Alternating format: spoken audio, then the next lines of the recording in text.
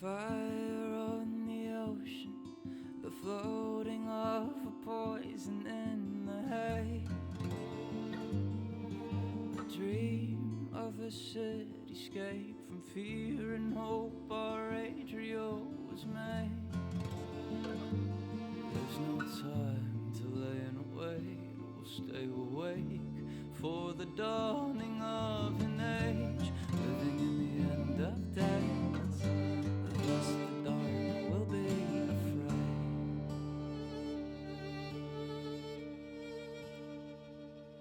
Meeting in the dead of night, two ships circle and align their passing toward. Tether ropes along the sides shine their lights onto the future they behold. Into the sky we must go, a new home we will build our Adrio, staring at the mess we've made. What was once has gone away.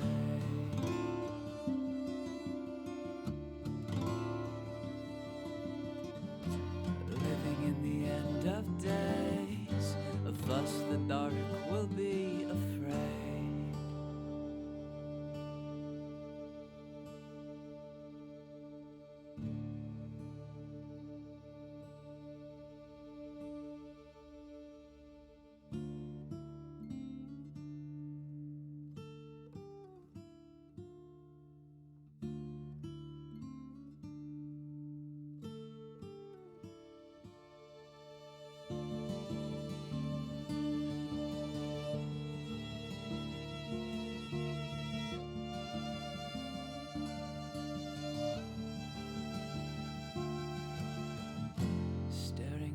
Sweet mate, what was once has gone away.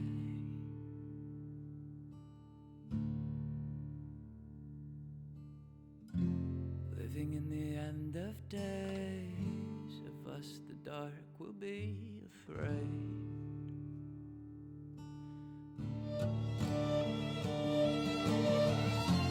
Nothing could be the same. What was once has gone away.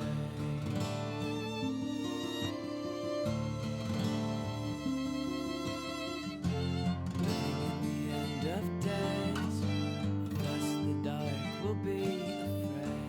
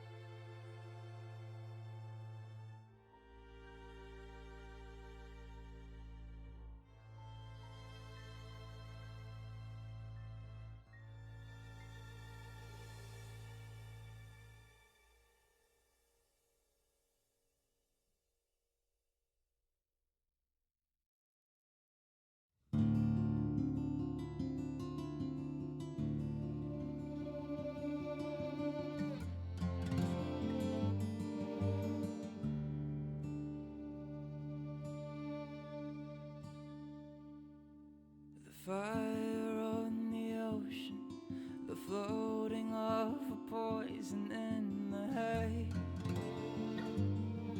The dream of a cityscape from fear and hope our Adrio was made. There's no time to lay and wait, we'll stay awake for the dawning of an age, living in the end of days. Thus the dark will be afraid.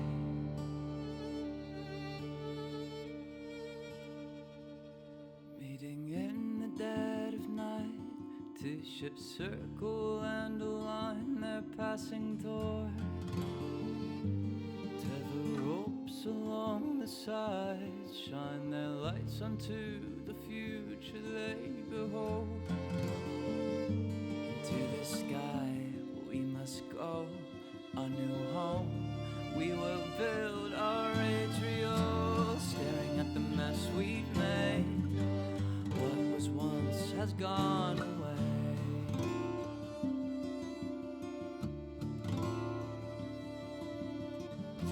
Living in the end of days, of us the dark will be afraid.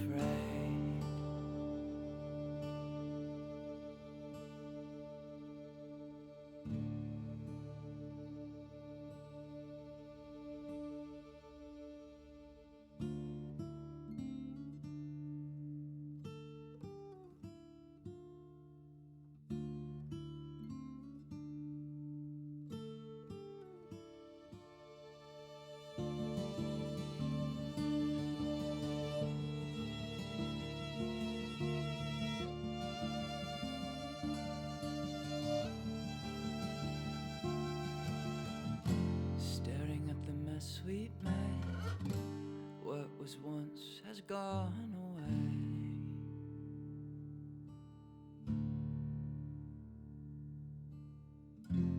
Living in the end of days, of us the dark will be afraid.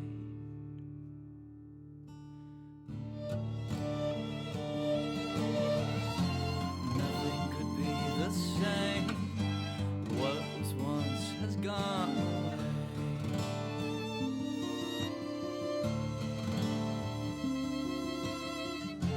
Living in the end of days, thus the dark will be afraid.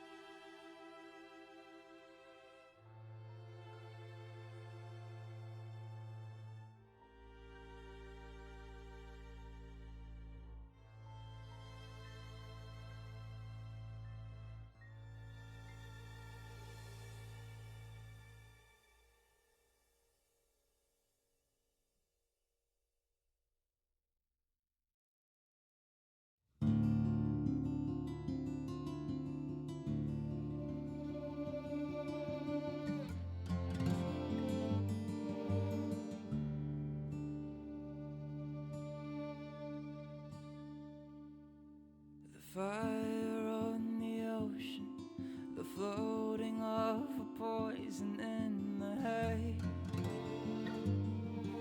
A dream of a cityscape from fear and hope our Adrio was made. There's no time to lay and wait, we'll stay awake for the dawning of an age, living in the end of days, thus the dark will be afraid.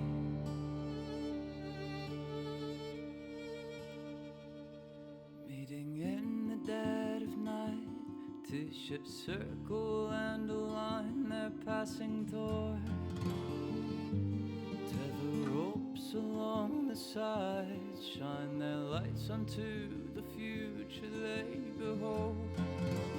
Into the sky we must go, a new home we will build our Adriel, staring at the mess we've made. What was once has gone away.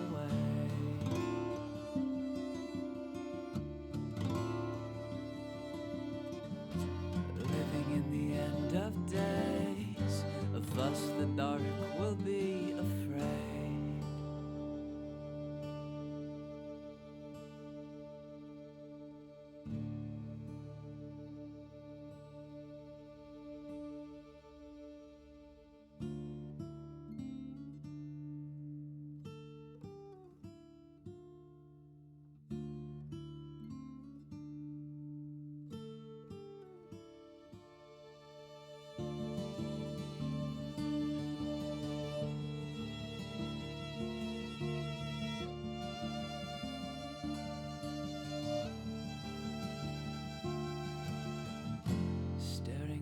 Sweet mate, what was once has gone away.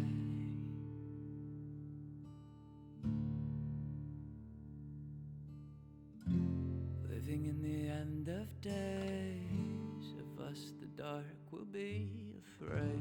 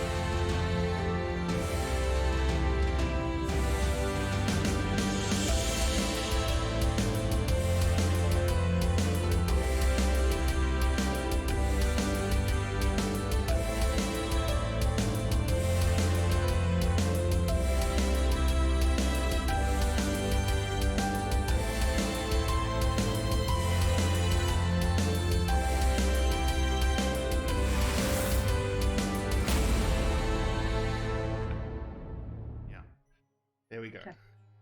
Hello, everybody. We're live. John, go. John. Yep. Hey. Yep. Hi, everyone. Welcome to episode 23. I said we're live, John. Go. Yeah. It's fine. It's fine. Oh, you're not helping by saying that on live, stream. But go ahead. It's fine. No. Welcome to episode 23 of Emberwind with the Ember Crew, Skies of Axia, which we're now well beyond the skies of Axia and into the streets of Adriel. So I'm here with the entire crew tonight. So welcome, everyone. I hope everyone's doing well. And everyone in chat, welcome as well. Should be a very interesting evening. We'll go through introductions quickly, and then I'll give a brief summary of what's about to happen, we think, and we'll go from there. So starting to my right, first of all, is it left? I guess to my left. I'm looking at the screen there is Brahms Balrathian. Brahms, how are you? How are things? Not too bad, like we were discussing, still surviving isolation and all the fun things that everyone's been doing. I notice you've got a great Canadian tan going on, so good for you. I've got the basement tan. Exactly. And I'm a ginger. It's like it just I glow. It's beautiful, and I bask. Yes. Like Yeah, youthfulness. it's amazing. It's amazing. So But I've been doing some minor writing and stuff just off on the side, and getting a whole bunch of new books for Lex Arcana just dropped. So I've been looking at reading those, and in the hope someday that campaign will actually happen, right? that depends on the person who's running it. Yeah. And Still. that's the problem. I am holding hope eternal for that thing to actually come to fruition at some point. Yeah. We may enter another Roman age before that happens. We will That's see. very possible. Yeah. Very All right. possible. That's great. Well, great to have you here. And of course, whom are you playing this evening? I will be playing Everus Argentium, the ardent of the group who likes to make Flame on. happen. Yeah. Exactly. On All right, cool. occasion. Awesome to have you here, sir. Looking forward to seeing what Everest may or may not do tonight. So, moving along to Jen Brozick. Hi, Jen. How are you? I'm doing pretty well. And we're late because we were discussing drinks in a couple of days, just so that we could hang out and not worry about dying or being pushed around by nobles or something like that. Nobles, gangsters, gang members, street gangs, whatever. Exactly.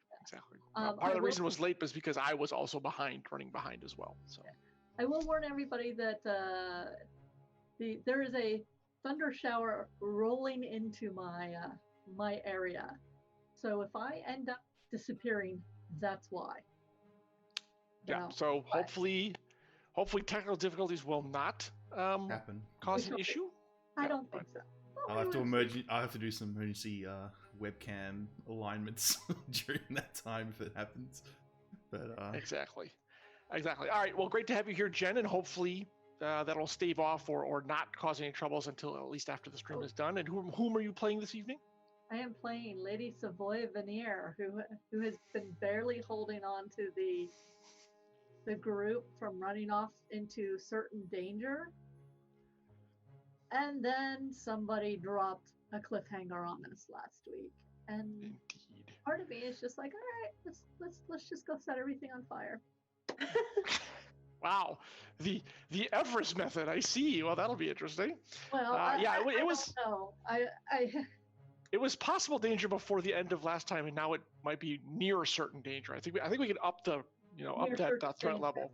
I mean, I might be able to convince certain parties, Laureate, to wait Wow. just long enough for us to get a little bit of backup before we go charging into certain doom.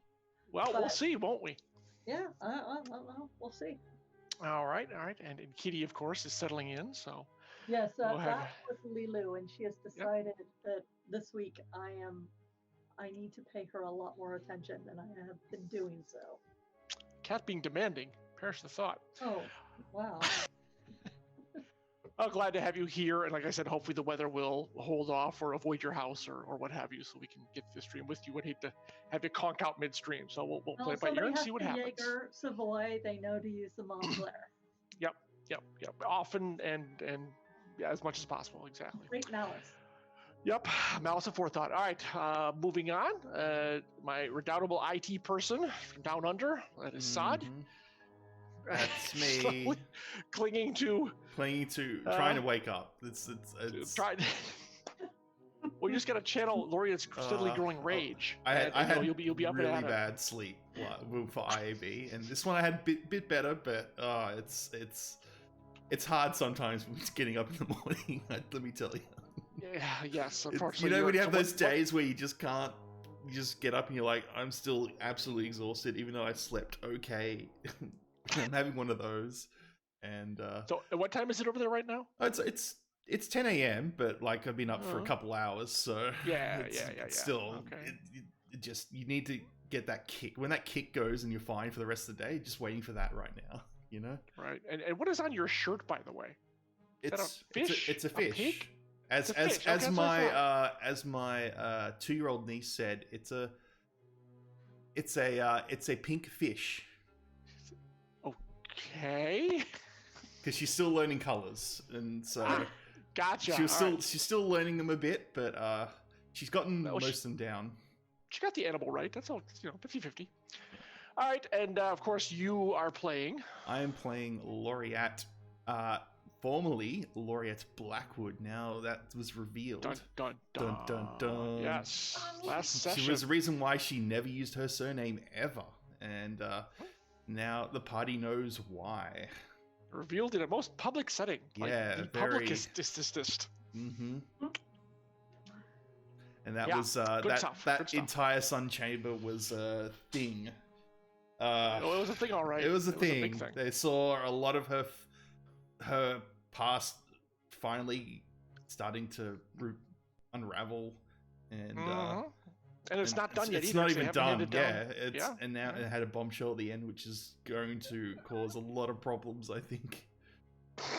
We'll see. Oh, we shall see. It's great to have you here, Saad. Thanks so much Thank for you. running everything behind the scenes, so I don't have to.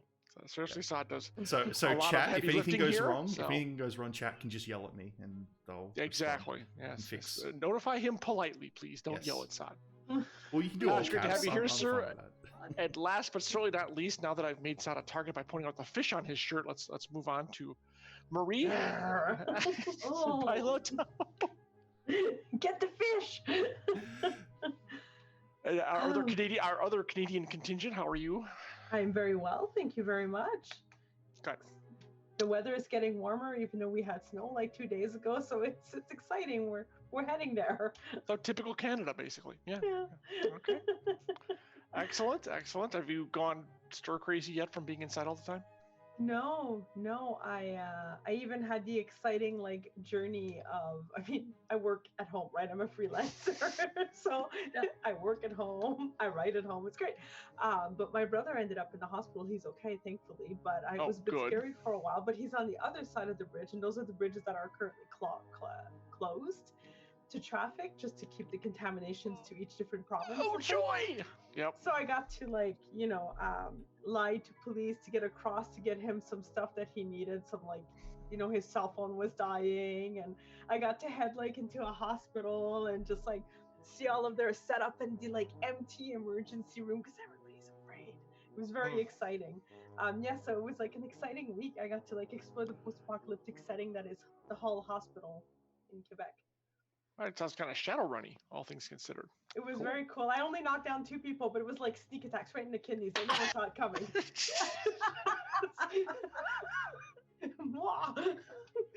Run. On that note, that's not actionable. Anybody? Don't worry about it. I'm sure she was kidding, so it's all good. Yeah. And whom are you playing tonight? I am playing Malma, Captain Malma, who is very, very excited to be going to check on her ship. The last she saw is they had a grand time at the Sun Chamber, and obviously they did not do their research well, and she had a great time getting out of there. And then she was going to go check on her ship, hoping against hope that she could convince her friends and all of Laureate's family to just go on board and just leave for a little bit because things are too hot. So that's where she was headed at the end of this and has no idea that anything's gone down. That's true, because Wait. you're... Yeah, I'm not she with you is guys. she is not with the you at group. all. That is true. I am also the tank of the party, so good luck. I'm Yeah. gonna go have a drink on my ship. Yep. Yeah, that's true. You only have 3. I think Everest, you're with the rest of the main party, right? It was only Mama that It separated. was just me. That's right. Yeah, okay. Well, that'll be interesting as well. All sorts of interesting stuff going on. So, all right, great. Maria, it's always a pleasure to have everyone here. Great to have the whole crew. Because you need to have the whole crew with stuff like this going down. So, quick recap. Last session, our redoubtable adventurers spent their time being interrogated by nobles in the Sun Chamber, where they got the first look at the Noble Council and where all the hoi polloi meet to kind of divvy up, what happens in the city and yada, yada, yada. And they each took their turn under the interrogation chair, I guess, or space, where they did find out certain things about Laureate. And, not that why she hates her parents, but that she does hate her parents. It's very, very, very antagonistic towards them. And they were all questioned vis-a-vis the events that happened in the Starlight Commons Gala, which was beset by hideous creatures that attacked everybody. And then they managed to acquit themselves well, at least according to Maddox. And then I think you guys went to talk to Maddox afterwards, got some information, got the crystal box working, yada, yada, yada. And we're about to go and move Laureate's adopted family out of the city because they worried that reprisals might be on the way by the chasers. Unfortunately, they came to that realization a little too late. And by the time they got there, the two children, whose names are Presley, the young man, and Valerie, the young lady, have already been taken by the chasers, who are proposing a simple trade. And that is where we left the group last time, so I will now turn it over to the Ember crew to figure out exactly what they're going to do. So the first thing you see is after Laureate reads the letter, she just drops everything she's got. She's got bags full of, very suspect, you can get in trouble with stuff. And she just bolts upstairs and she just yells out, Presley, are you there? Okay, so where are you going? To his bedroom? I'm going to go straight to their rooms. I'm going to see if there's anything there. Anything, any leads, any information I could find about what happened. Oh. Were they taken from their rooms overnight, or was it because I was there and I didn't? So judging by what you're doing, what are Everest and Savoy doing at this time when you see her just drop everything and run up the stairs to what you can make the obvious assumption are living quarters? I think Everest would follow Laureate in this case. And now, John, there's no hard and fast rule on this as far as I'm aware, because Emberwind doesn't really have it. But being a practitioner, would I be able to sense if there has been magic in the air, or would that require, say, a focus roll or something? It's going to require something because, we don't really have a quote-unquote detect magic spell. So give me what I want to hear is what is the framework that Everest would use to try and sense if something had gone on here that was magical, I guess, because he seems more on the offensive side rather than the detection side of magic. So help me out here. What would he try to do to ascertain that? I think what he would do in this case is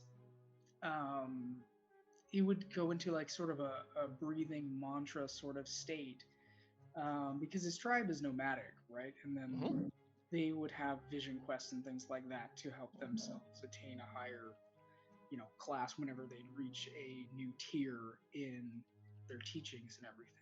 So I think this would be something that would be not commonplace, but he hasn't done it in a while. Let's just say it's not a necessity that's facilitated itself up until this point. Okay. All right, that's enough. So it will require a focus roll, but again, because you're rusty and Adro is unfamiliar to us, it's going to be a focus roll at +3. Okay. You're not really in, familiar surroundings. Critical. Well, but the 1 will work. So, All right. The downside is that it doesn't look like you're not picking up anything here. And when I say here, are you doing it in the main room, or are you going upstairs, or what? You would have been going upstairs to follow it. Okay. You for the critical, it covers the entire floor, but you're not getting a sense of anything, any residual magic here. Okay. All right. Savoy, what were you doing?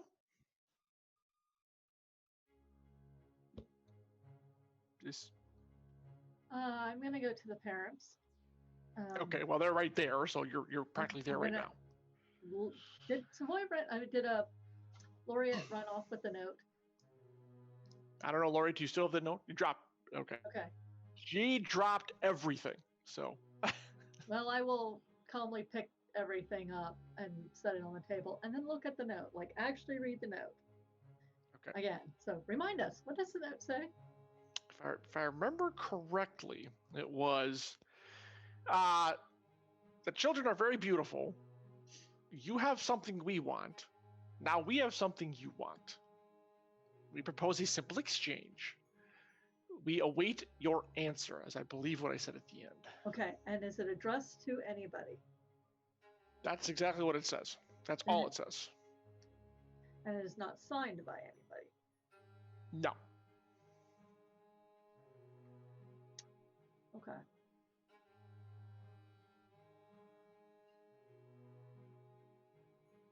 I asked the parents, so I'm like, okay. Did you hear anything? How long ago did this happen? So, let's see. So Arlie's too shaken up to speak. So Liddell, the man, the father, answers, or not really father, but the runner, the whatever you want to call it. Not even the owner, but he runs the inn. Yeah. He says, "We don't really know what happened. We were doing morning chores, and part of it's going outside to clear slops or whatever, this, that, and the other. And then we literally were both, Arlie and I were working in the kitchen preparing the menu for the day. And after a while, we noticed neither of them were around, and we went out to look, and that's when we found out they were gone, and that note was left on the stoop." All right. So it's been a few hours. Probably within the past 2.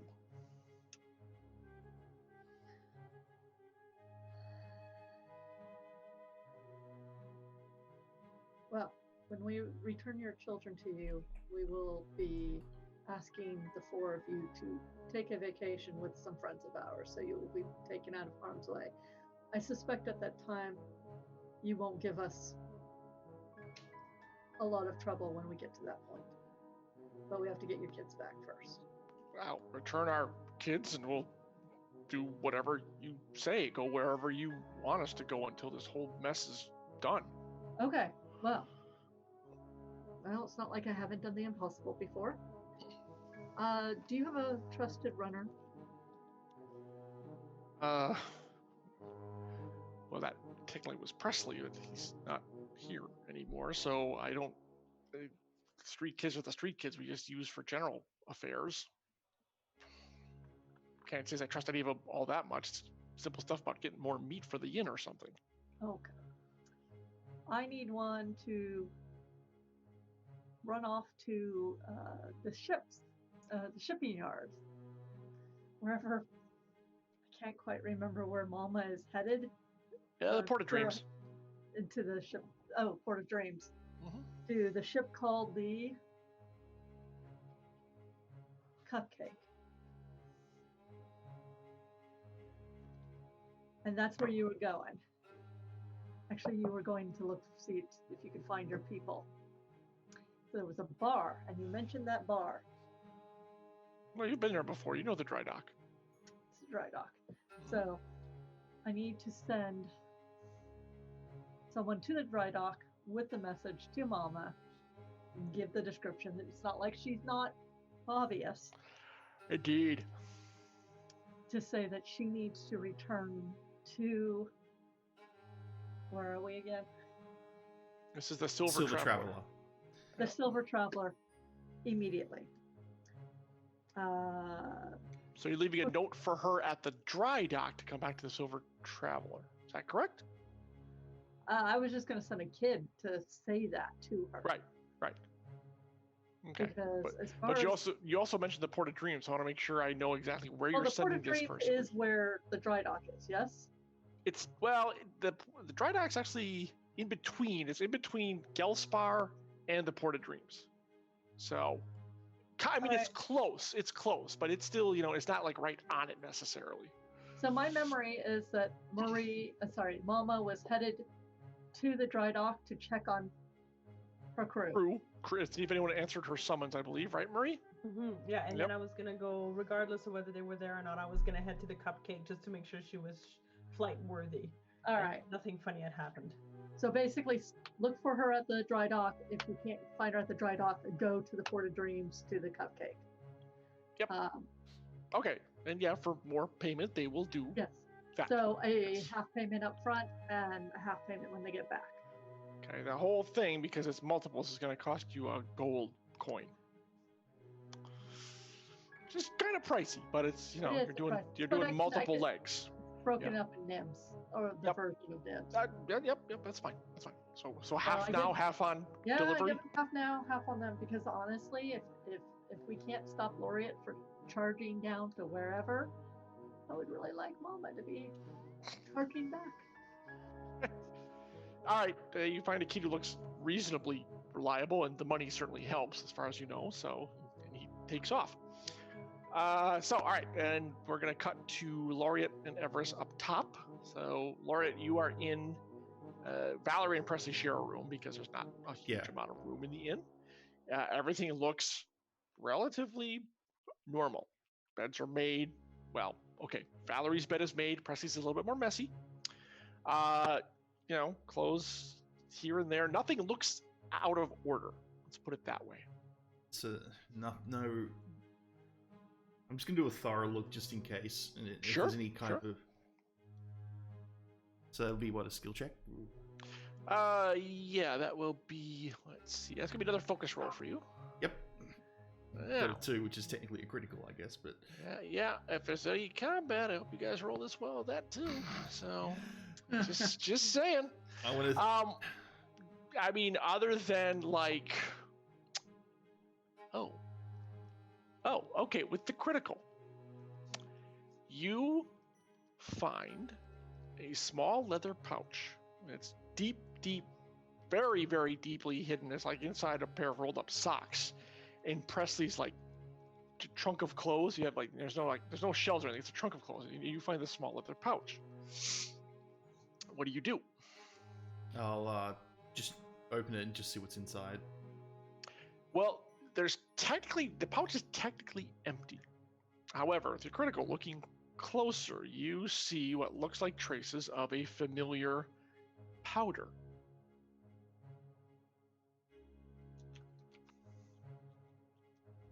Can't be. What? Talk with him. It's nothing, Dom. I'm just gonna tie it up again and put it back. Okay. I can't see by your reaction, it's nothing. It won't help us in finding him. And her, and Valerie. Shit. Finding whom? Presley and Valerie, they work here. They're any kids. What did the note say exactly? And he took them. He being? Grinder. Why were they watching? They should have been watching. They should have been watching. All right, so I'll head. I don't really say much to Everest. I just mumble and just storm downstairs outside. And you wouldn't be paying notice to this, but when you say he's kidnapped kids, you'd see Everest visibly bristle and tense. He's very much not having any of that. And he would quietly follow, but I mean, he is definitely mulling this over quite thoroughly. Okay. Outside. Well, actually, we're gonna break for you and go to Malma for a little bit. So Sure. Malma. So you reach the dry dock. Let's see. I was gonna say roughly equidistant from where the Silver Traveler is. So at the time they encounter this, so we're gonna go back in time just a little bit, but not too much. Okay. So you reach the dry dock, and do you recall when you left your kind of notice that the cupcake was, getting back in business again? And it been like a day, I think. Was it the day before? The day before, 2 days ago. Not more than that, though. Okay. All right. So what you have is, let's see. Make me. Can't really make a roll on this. Just you know what? Just roll me a d20 and call high or low. Let's put it that way. Oh. Hi. Okay. All right. It seems no one has answered your call here at the dock. Okay. Okay. That's fair. I'm hoping they might be at the cupcake, so they might have gone there ahead and checked her out. So I'm gonna head to the cupcake then. I'm not even gonna stop for a drink.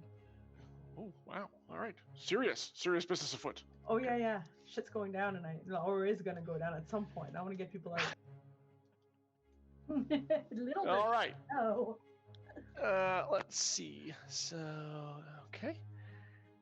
You head over to the ship, and let's see. Now, when you first got word, let me refresh my memory. When you first got word, it had been out of the tax impound, basically. Mm-hmm.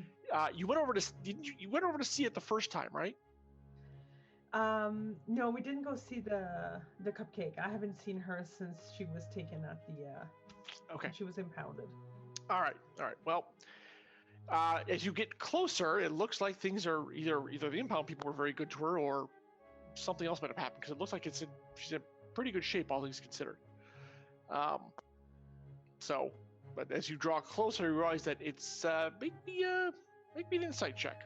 Oh dear. I'm just so relieved to see her. Yeah, apparently. So great to see her. Yes. Okay, that's fine. All right, so you're going to board, I take it? I'm going to board. I'm going to make sure that there's no one on my ship who shouldn't be there.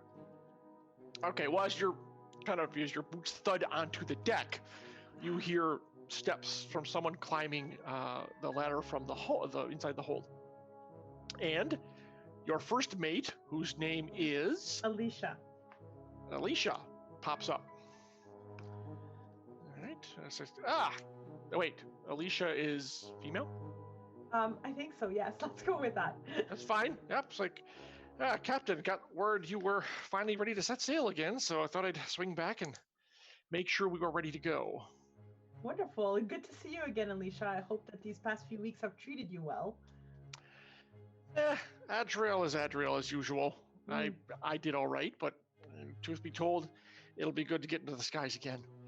And yourself, how are you doing? Oh, good. I've made some interesting connections here, and it might look like we might have a job earlier than anticipated to help move some of our usual cargo out quickly. Right. Now, you're still wearing the finery you appeared in at the Sun Chamber, right? I am. I look very good. At least I kind of looks you up and down. I was like, well, you've certainly improved your wardrobe, Captain. I've Gotta try not to smile. I've improved my wardrobe, but not my demeanor, Alicia. And you both laugh at that because, I mean, you're tough but fair. Yeah, I was like, no, it's quite becoming on you. Thank you. I'm told it's last year's fashion, but who knows? Who knows in the skies? Have you had a chance to check our usual compartments? Was anything discovered? Anything found? Lowering my voice here.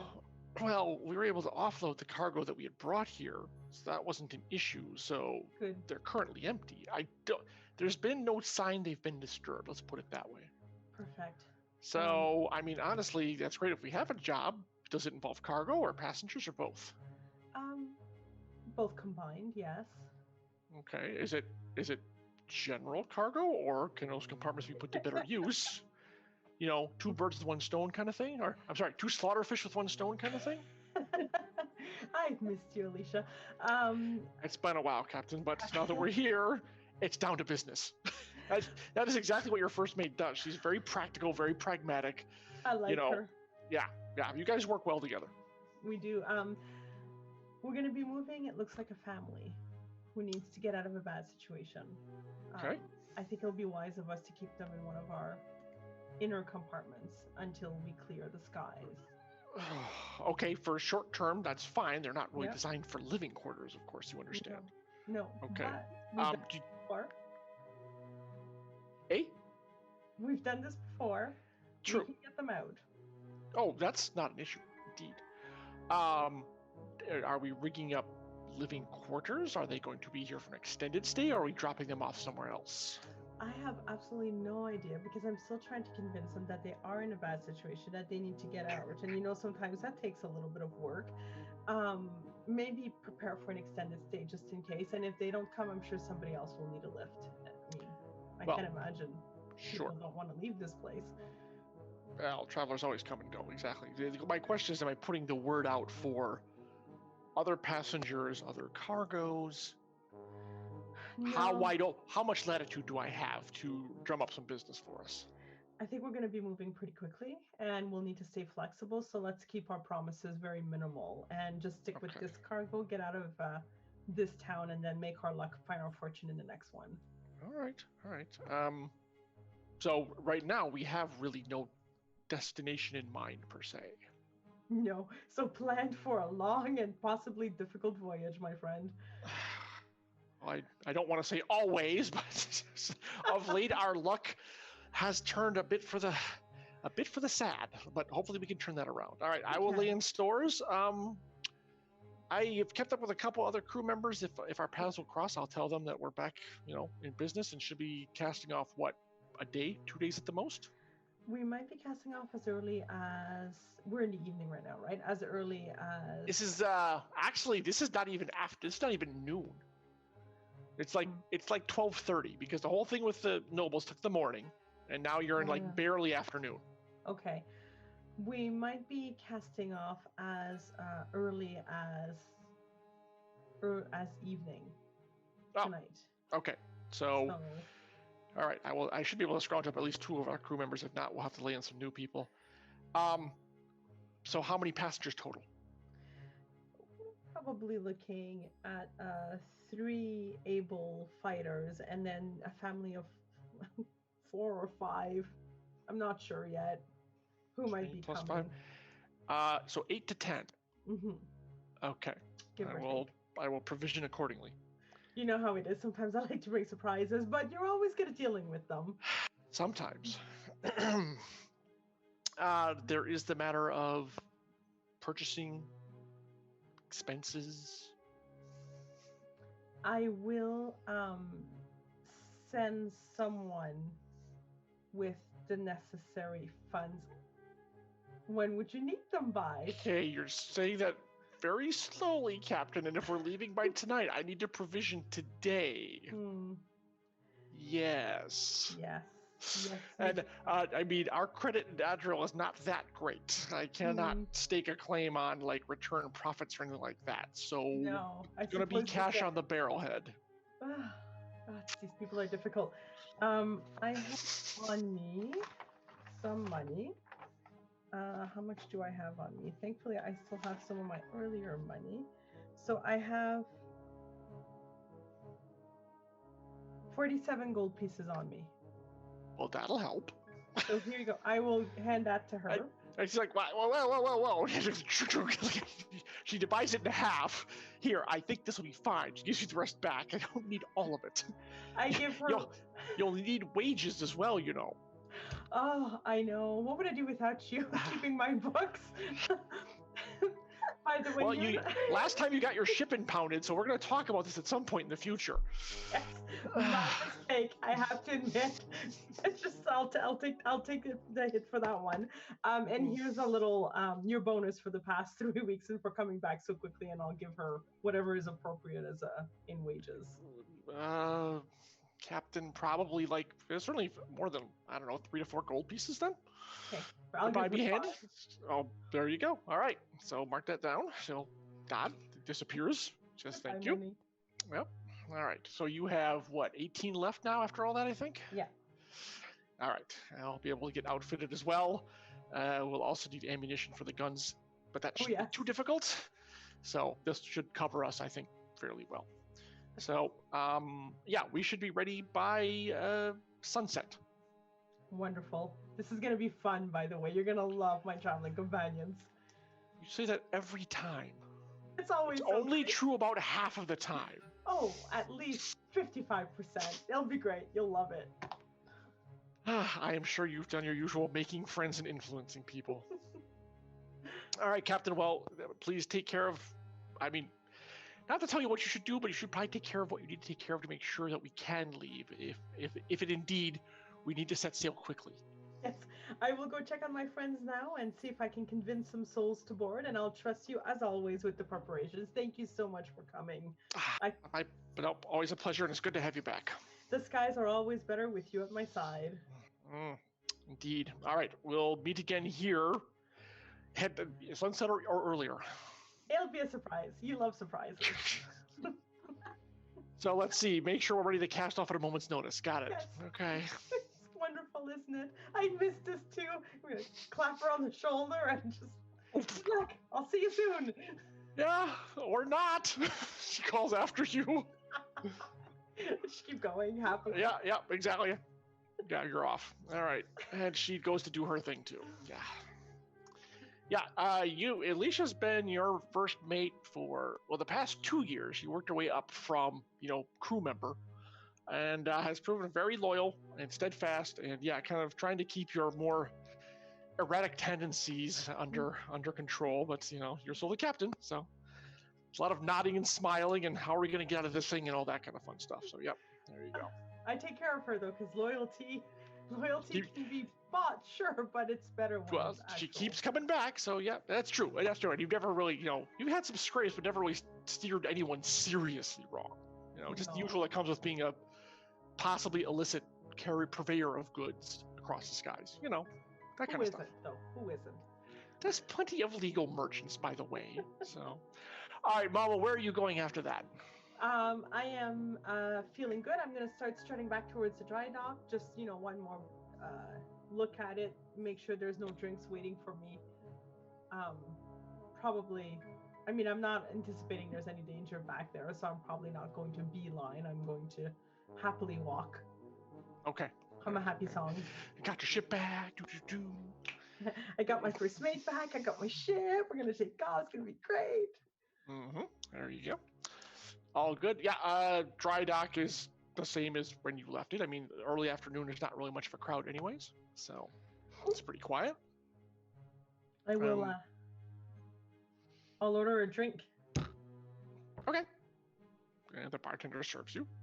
And are you surveying the room or just kind of, toasting your own good fortune?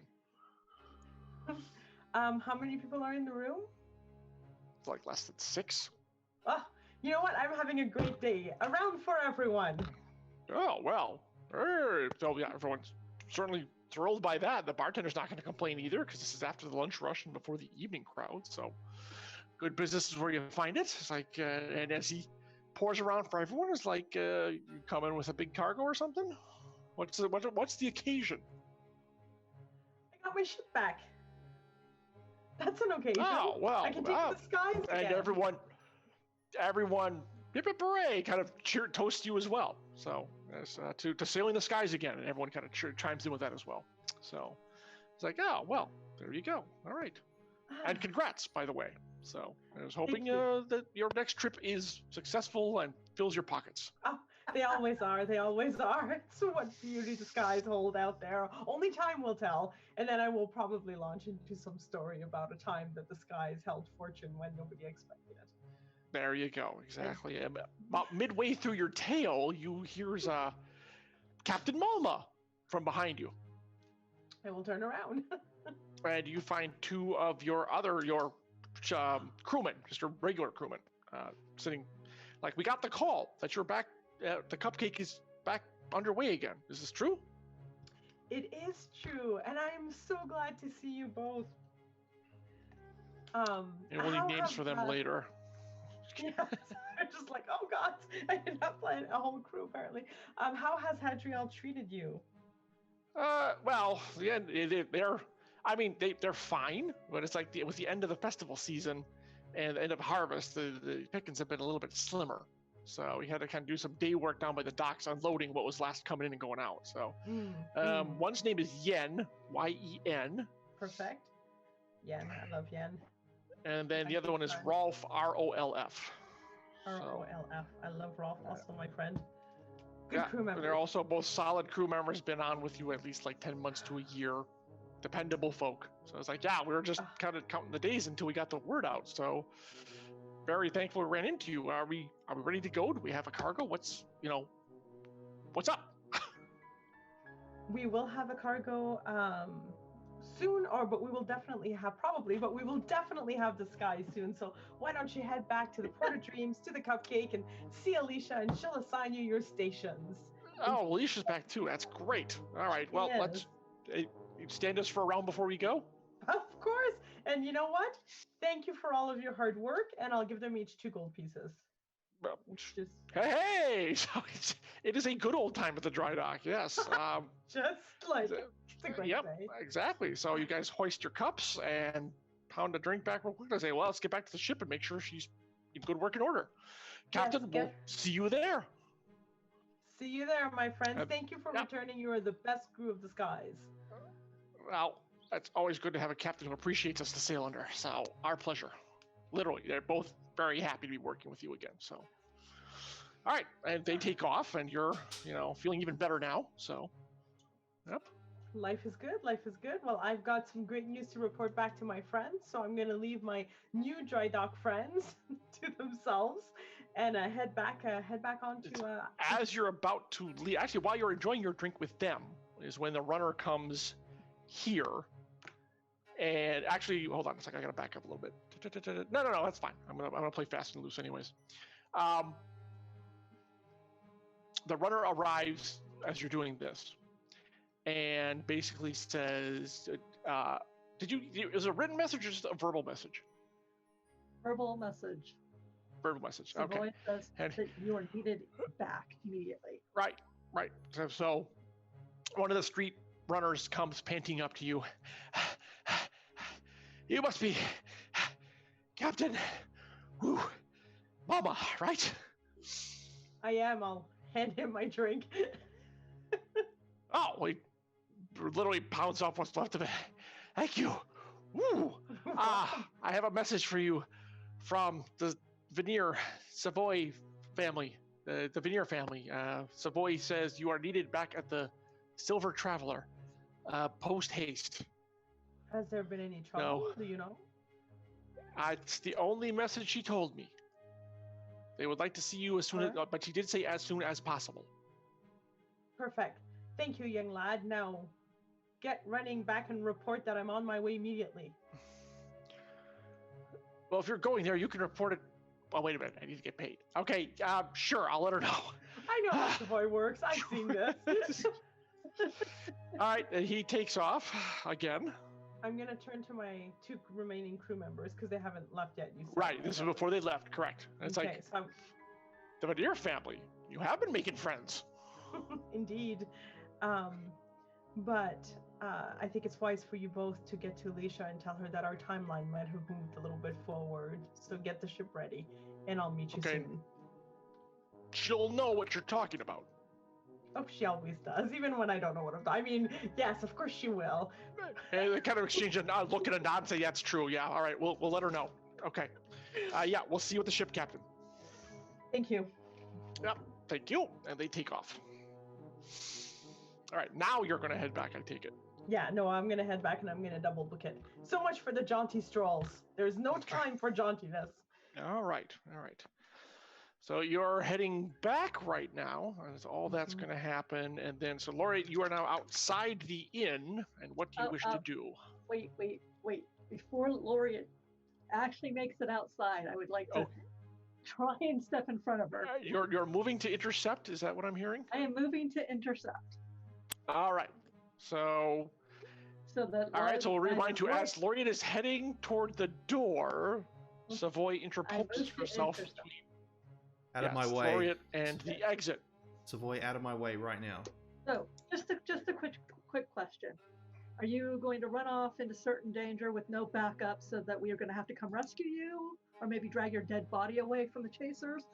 Or are you going to wait for backup? I've already sent for Mama, and we can get people from Maddox.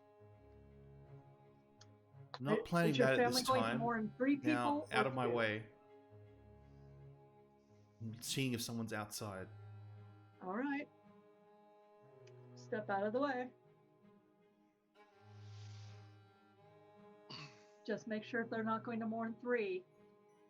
I say as you walk out. Laureate doesn't really give any sign that she's heard you, and she steps outside and does what? I'm looking to see if there's anyone out of the ordinary looking, because you said there was a little bit of a crowd outside the tavern, if I remember correctly. Yes. Yes. I want to see if there's anyone in that group that looks out of the ordinary who may not be a regular or a local. Okay. Give me an insight check. Yep, succeed. All right, right on the money. I mean, they are mostly locals. However, you do see one on the outskirts that seems basically more interested in kind of watching you than like what's really going on inside the tavern.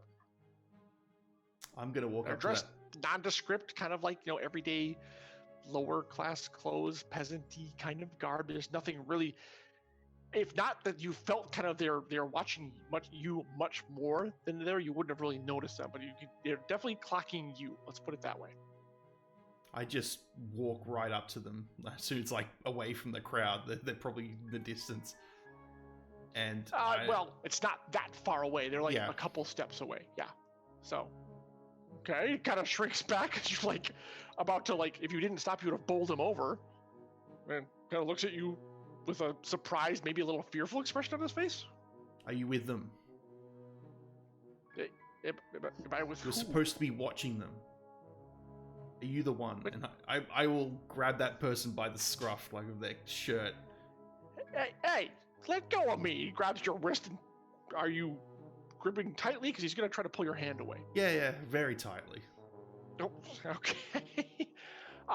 Let's see. I'm going to need you. I will give you either athletics or intimidate to maintain your hold on his Just be athletics. shirt. She's Okay. not even trying to be intimidating. She's just pissed off. Yeah, she won't be able to do it with a All 19. right, well, that didn't quite. In your anger, you're a little too kind of, eager, and he twists away. It's like, "Hey, get your hands off me! What the hell's your problem? I heard the commotion. Just coming to see what's going on, and you come storming out looking like you got a mad on to go. I don't know what's going on. Jeez! I'm going to. Can I? Don't touch me again, or I'll call the order on you." Gonna try and read him, see if he's faking it.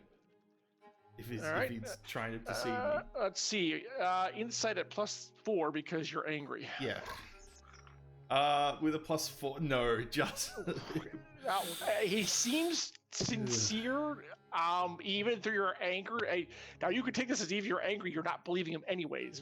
But Yeah. to you, something still seems off. But I will tell you, Sod, the player, it's unsure as to whether you want to believe he's lying or he actually is lying. Well, I have got no proof that it's a person, but I know there's someone who's supposed to be watching, and nothing has happened. So I'm gonna storm back inside. Okay, as you turn to head back inside, you hear a shout from down the block saying, "Hey, we need some help over here. Can somebody get a member of the order?"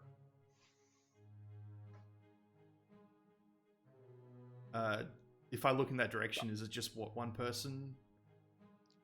It's a couple people. They seem to be standing at the entrance to like a small side street. I'll rush over. Hurry, someone's hurt. I'll rush over. Okay. And you see they're standing at the beginning of the street, and what do you do? So I'll go up to them and say, what happened? Well. Oh, actually, they're locals. You're local. That's fine. It's like, oh, Laureate, you can help. There's someone injured in the alley down here. The side street. Come with us. Is it? And they lead you down to where there's a person lying on the cobblestones with a fairly serious head wound, actually. Like they got hit hard, and it's bled pretty freely, and they are very unconscious. All right. I'll heal them with my rejuvenation. Yep. Okay, no problem. And but they heal, but they don't wake up, since you don't really have a smelling salt spell. Yeah. So Do I know him? This person? Is it someone local? they are not familiar to you. help him up and take him inside? Yeah, sure. They put him. It is a man, and they'll like carry, grab him over the shoulders and carry him inside to I guess, a table. Not really sure where to put him necessarily. Just put him at one of the booths, just to sit there. Yeah, they'll kind of like half lie him down. Yeah. But he does look much better now that you've healed him. So, but he's not awakened yet. I'll just leave him there for now. Okay. And I just turn around and I realize that I left all that on Stuff. the ground there. Yeah, pretty much. It's actually been gathered up and put on a table. Yeah, that's still a problem. Right next to the boy. Okay. I kind of like hurry over there, pick it up, and then head to my room, my place at the back. Okay. I'm not even speaking to anyone right now. In your room, what do you do? You know where I take it? Yeah. I'm assuming the lab. Yeah. Yep. Okay. Are you being careful or I make sure uncaring as to how you enter, etc., etc.? I'd make sure that my door is locked, both the front entrance and the side entrance that I come from. I would say that's careful. Okay. And Savoy, slam, click, and Laura disappears into what you know is her back quarters. All right.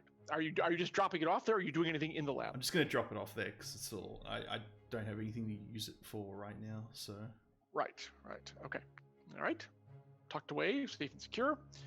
And then what? And I'll head back up, and I'm going to go over to. I'll go over to because Arlie's the most distressed right now. Yeah. Yes. So yes. I'll head over to Arlie. Liddell's kind of like comforting her. Yeah. Okay. Savoy, Everest, what are you two doing while this is kind of going on? I think us two would be having a frank discussion over Savoy's rash behavior. Savoy or Laureate's? Savoy's rash behavior. Sorry, I meant Laureate's rash behavior. I was just like, well, I'm certainly getting tired of this. Do you happen to know who this is? And I point to the person who's on the who was drug in, looking bloody. I have no idea. Apparently someone that was in distress is what I would assume. You'd see Everest walk over to, are one of the order members, are they in there still watching? No order members have arrived yet. This was all just kind of like passersby apparently found this person and Laureate got involved. From what you know, you just saw two people looked like from the neighborhood drag this person in, lay him on a booth, and leave. They're not really going to hang around. Okay. If you wanted to accost him and ask questions, you could do so. Okay. So he's conscious then at this point? Not yet. He's healed. Like there's blood on his clothes and like dried blood on the side of his head, but he has no wound anymore. So what you would see happen, Everest would go up to one of the inn owners. What are the names again, Sod? It's Liddell and Arlie. Liddell is the man. Arlie's the woman. Yeah, these people are about like in their 70s, late 60s, early 70s, so they're quite old. Yeah. Yeah. So you would see Everest just walk over to Liddell and say, "Bucket." He points to the kitchen. Thank you. He goes, fetches a bucket, fills it with ice cold water or cold water. I'm assuming there's some form of yeah.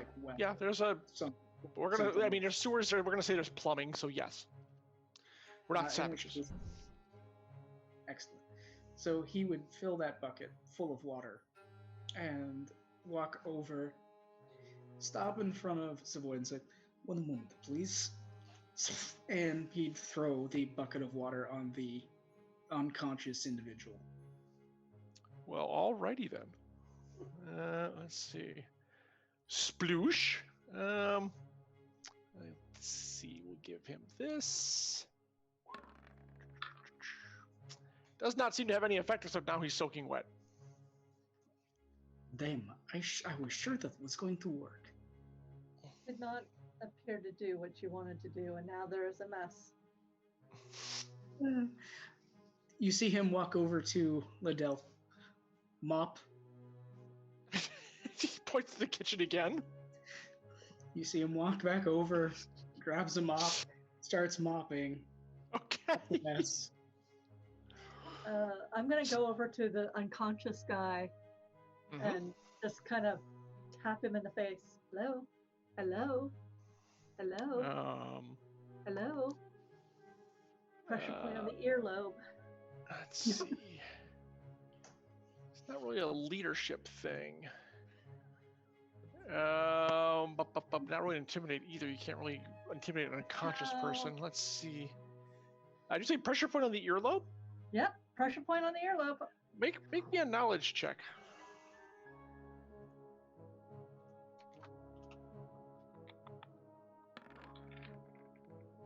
That would be a no, Bob. Okay. Well, I mean, you like kind of dig into it, but nothing. All right. I literally don't want to set this person's butt on fire. Laureate left. She never came back. No, this is about the time where I stormed into my room, into my room at the back. Yeah. She has not returned from her quarters yet. That's where we are now. And about this time is when Mama shows up. Okay. And you would, before this, you'd see Everest go, he'd point a finger and be like, wait. And then he would Please don't. He would attempt to light not a fire on him, but underneath the sole of his foot. It would be just below the sole. So it would be just enough to get very intensely warm and not cause any noticeable blistering. It's like being next to a really hot fire where you start feeling that heat, but it's not causing a significant amount of pain or But it's causing discomfort, basically. Right. Well, the pressure point didn't work, so. It's another way of doing it, though. Yes. All right. You're creating this fire out of nothing? Basically? He's a magician. He would be creating a ball of fire out of his hand and holding it underneath, slightly by the sole of his foot. I would actually kind of recommend you do the inner arm rather than the sole of the foot where the person has to walk. And easier to bandage if you actually screw it up. Very well, that seems reasonable. Thank you. All right. Because this is a fairly specialized application of your fire-making abilities, I'm going to request a focus roll. It's straight up. Okay. I just want to make sure you don't just don't burn his down. arm off or anything. Please don't burn down the tavern, please. I'm sure he won't. Nope. All right, maybe you might have singed his. Yeah, you're close. So you might have singed off some arm hair, and indeed, that kind of starts to bring him around because he's burning, ish. Like there's definitely some pinkening of the skin, the reddening of the skin there. Yeah, you kind of get a little flare up, like whoa, whoa, whoa, whoa, and his eyes flutter open. And then ow! First, ow, and then ow. Actually, he got healed. His head shouldn't still hurt. Well, healing doesn't necessarily mean he can't feel the dizziness and everything else. It doesn't, yeah. Not necessarily. He may have a concussion. We don't know. Exactly. Got his skull rattled around a bit, but the arm certainly hurts now. Apologies. You have to wake up through conventional means, even slightly some unconventional means. Do you still have the fire going, or did you put it out? Oh, it was out. Once he said it was gone. He kind of pushes himself up gingerly. It looks around. It seems like things are clearing up for him. Like, where am I? And who are you two? And why is my arm burned? again, apologies. We'll get someone to attend to that You momentarily. wake up, wake up.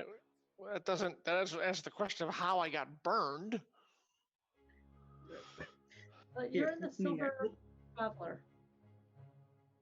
Oh. You Oh. found outside, bleeding. Oh. Oh. Where's Laureate? So she's currently locked in her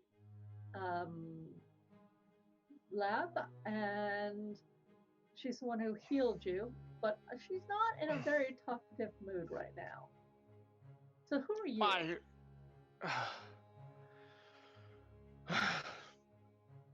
I'm Lael.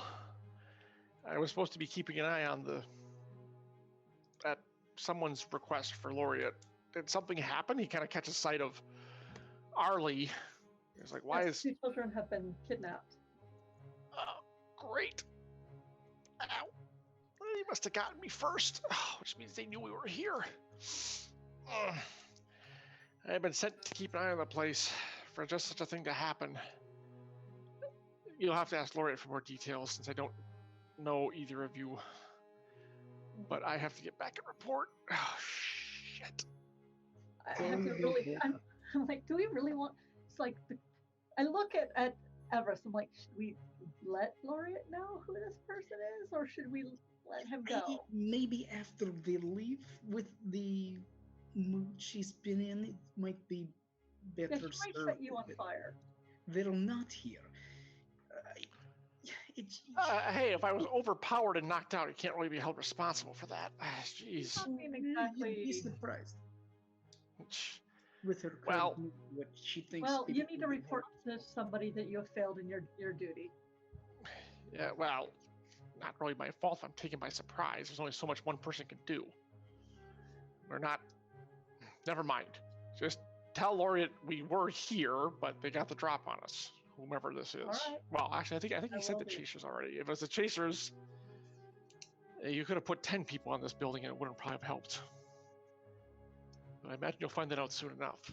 All right, I have to get back. I suspect she will appreciate the fact that there's somebody was actually here. Are you going Just to not be able today. to make it back unassisted? I'll be all right. And he looks down, just noticing he's soaking wet for the first time too. I think I'll be fine. I don't think I need any more assistance from anyone in here. Let's put it that way. And he heads out. As Mama comes rushing in. Yeah. So Mama, as you come into the Silver Traveler, someone who's soaking wet with what looks like a burned arm, and a bit of blood on kind of rubbing the back of their head, yeah. Heads back out and pushes by you. I'll head and I'll go, what did I miss? We were helping. Short version, the kids we were going to evacuate the family, gone. Laureate, not sane in there. That person was watching the kids. He was overcome. The Chasers took the kids? That's, yes. That What is did our they- assumption. We don't I will have show you evidence. the note. Okay. Like, so. I'll As take you the might note. imagine, we have Says the children are quite beautiful. You have something we want. Now we have something you want. Propose a simple exchange. We await your reply. So we know what they want, and I point to Everest. We know what Laureate wanted us to do. Where is she right now? I'm still not thrilled with that idea. No. We don't have And she's locked choice. herself in her lab.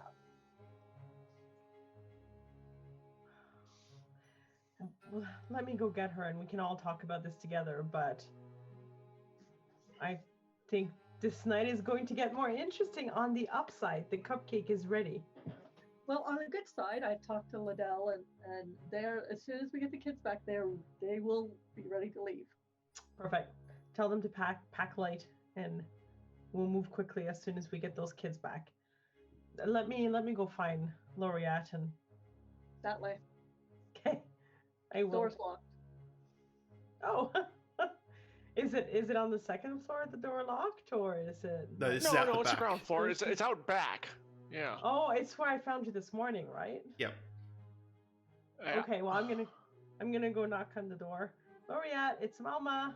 Open the door, or I will. You wouldn't hear anything for a while because I'll be down in my lab. I probably wouldn't hear from upstairs. Not unless you're really gonna beat on that door. That's true. It's way Yeah. too much. Especially if you close the door to the lab behind you, you're definitely not gonna hear it. That's true.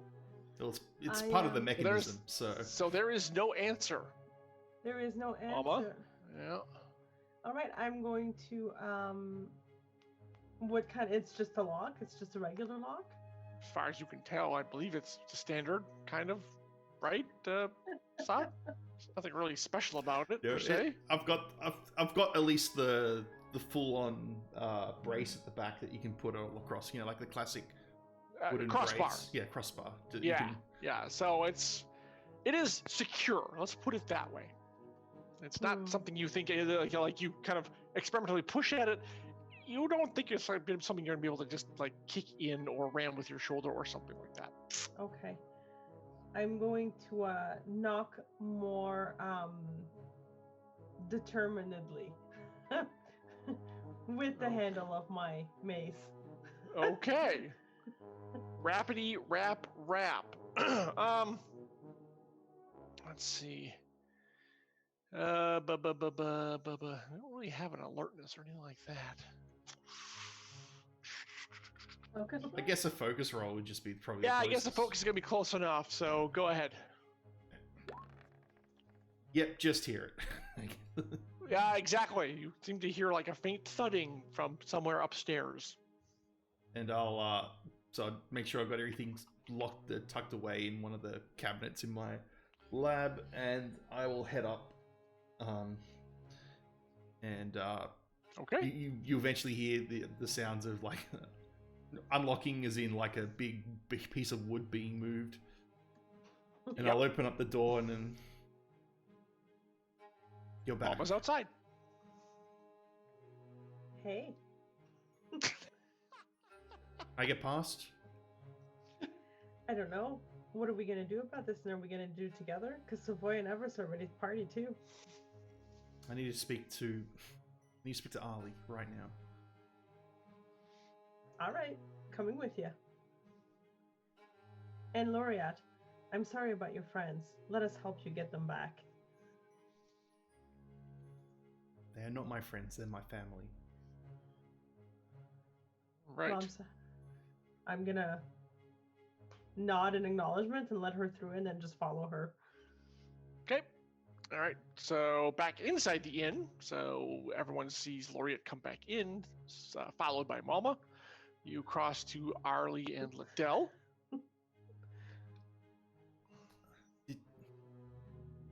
Did you see or hear anything, Ali?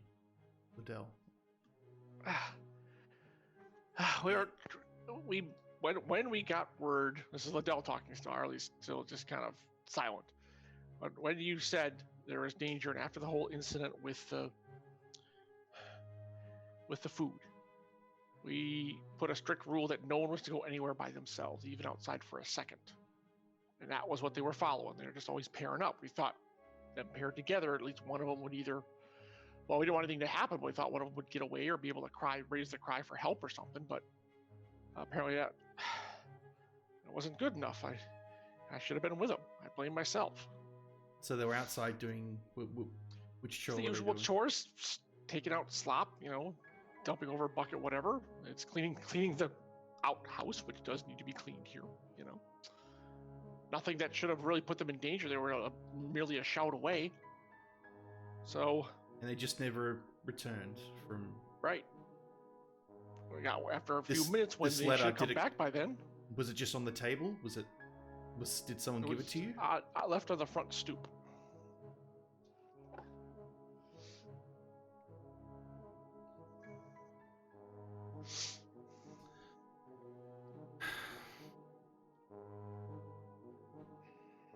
Listen, I swear I will get them back. We're not going to lose anyone else. There's no more deaths in this family. we can't let you go running off and get yourself killed either. And it'll be triple worse. I'm the only one that can find them. My responsibility. You know that. And Arlie reaches out and grabs your hand and says, but we can't lose you either, Laureate. It would be too much to bear. If you can get them back safely, do so. But don't put yourself at risk.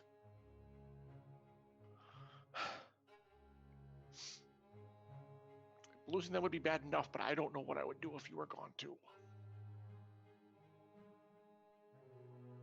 We've got to try. I understand. Are your friends going to be helping you? You certainly can't do this alone. And I look around to them and just... Yes. Does anyone react? This conversation is being kind of held in front of all of you, so you can respond or not as you see fit. It doesn't really, it's up to you.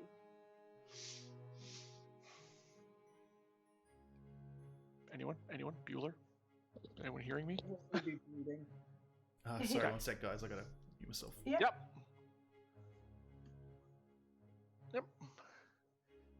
Good, because I have a question. Pregnant pause. Yeah, go ahead. I'll have a question for Assad. Of course. Yes. For Laureate. Yes. Yeah, at this point, Savoy's not actually saying anything. She keeps getting yelled at every time she opens her mouth, so she's just like, I'm done. I'm just gonna wait to see if she gets asked. That's it! I'm just gonna look. You kids are driving me crazy. Y'all are just not being very appreciative. Well, the two old people look kind of like, bereft, so there's that. But, yeah. But we'll see. This hasn't caused much trouble lately. Hey, at least Everest actually, asks questions and stuff. Laurie Everest has mellowed quite a bit, it seems. It's very interesting to watch. Yeah, exactly. So. Well, I think with Laureate as a barometer, he's like, I guess she's taking it crazy right now. I can ease up. I can ease up, exactly. Yeah, well, he's seeing that level, and he's going like, we don't need that right now. We certainly don't need it doubled either. Yeah. So much. We should go for a drink, Savoy. Just Malma and Savoy, and just. Yeah, Savoy right now is like, I really want to help, but I am tired of being kicked in the shins by people who are supposed to be my friends. Because, Al, you can come on my ship. You'll love it. It's so great. I'm so looking forward to that. No such thing. Oh, I do tell I just turn to the family and say, pack light, be prepared to move at any time. Pack for your kids too. Just kind of nod. Yep. Good. All right. And just there.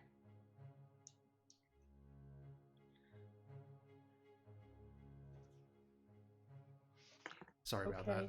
It's just when you have people over who are doing work, you have to deal with them for a split second. It's all good. So you'd say, like, after they ask you if your friends are going to go with you, you said yes, and then you looked around to us? Yeah. I'm intentionally making you feel bad. No. Not working. I would look to you and say, yes, if we work together. It's the only way we're going to live alive. We're going to survive this. I don't really respond to that. I just look at the others just to see what they have anything to say. Well, I think Savoy's looking kind of stony-faced. I'm not sure what Everest's reaction is. Like, are you going to keep kicking me in the shins?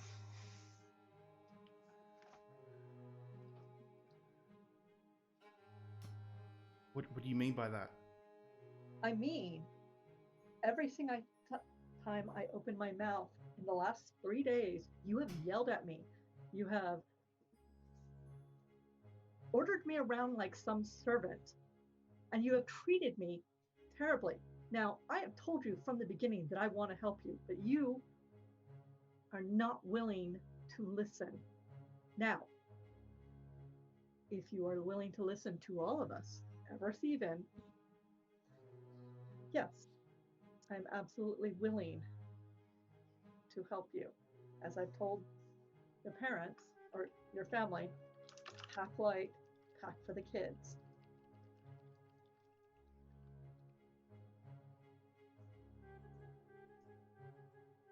Can we You've discuss not this really later? treated us like friends. I just want to know if you're in. You're going to help.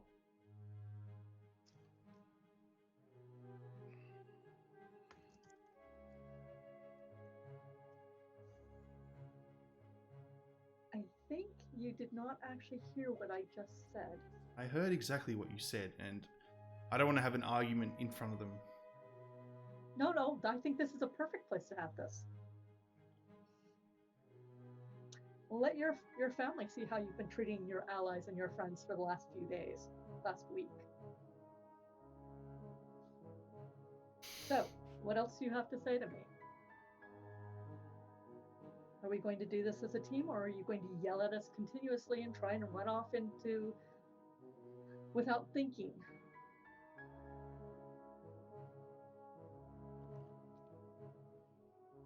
I'll apologize for my brash plan from yesterday, but I can't apologize for warning you all this would happen. And we all started taking that into account. There were people watching. We've started planning. We've got people. And that's not what you need to apologize for. Got no one. No one's going to help us with this. Going to have to do something about it. Have to burn some bridges possibly to do this.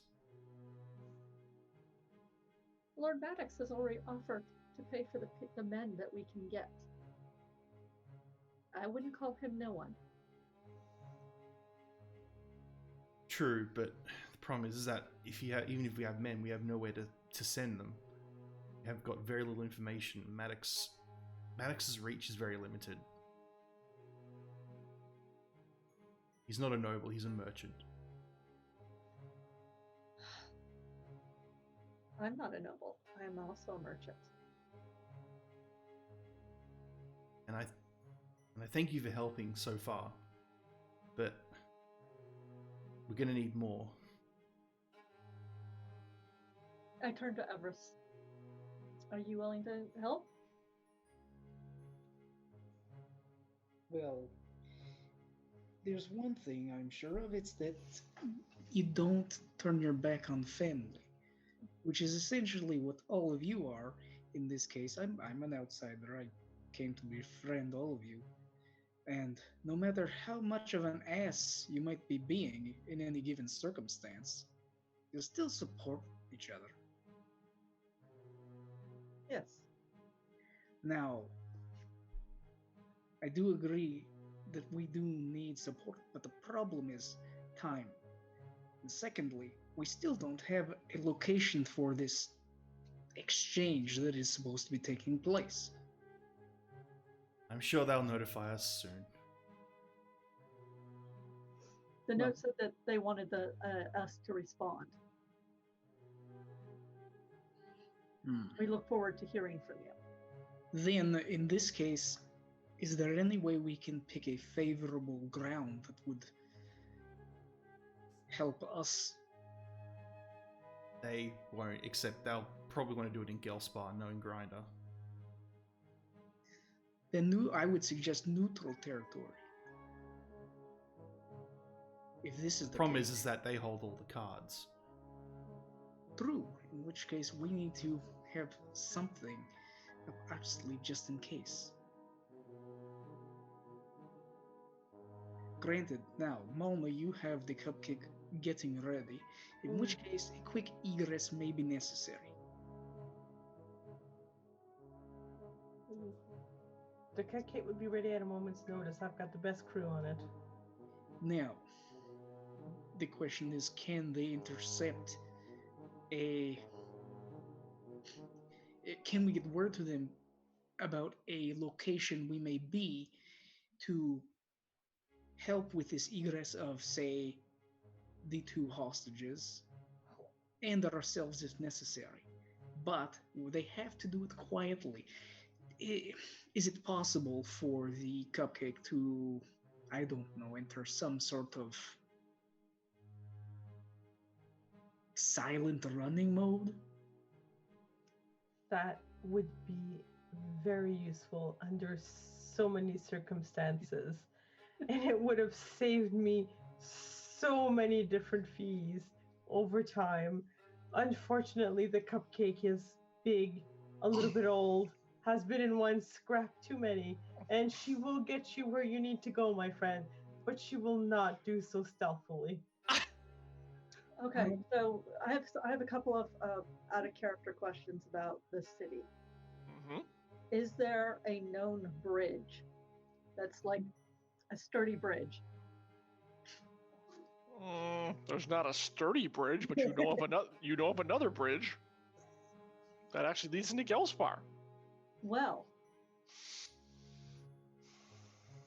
how well can you fly that ship, Alma?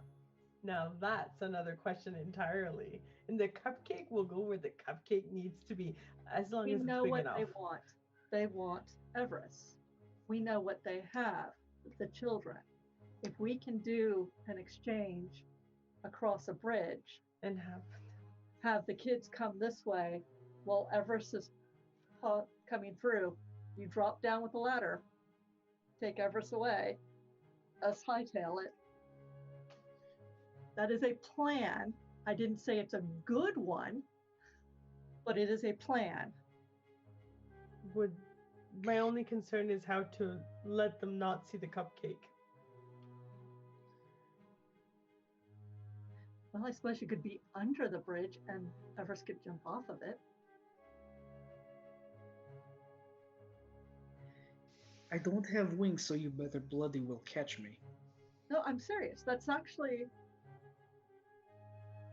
Well, they're running to find out what happened to Everest, basically saying something along the lines, I'm not going to let you take me again. Laureate, do you have any magic that can obfuscate?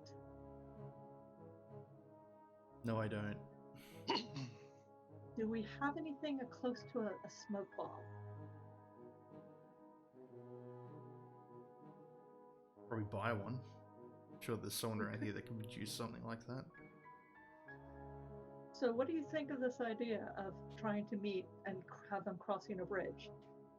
Have the kids run towards us, have Everest go slow, and then when he gets to a point, he jumps off onto the cupcake, while the rest of us hightail it to a spot we have made.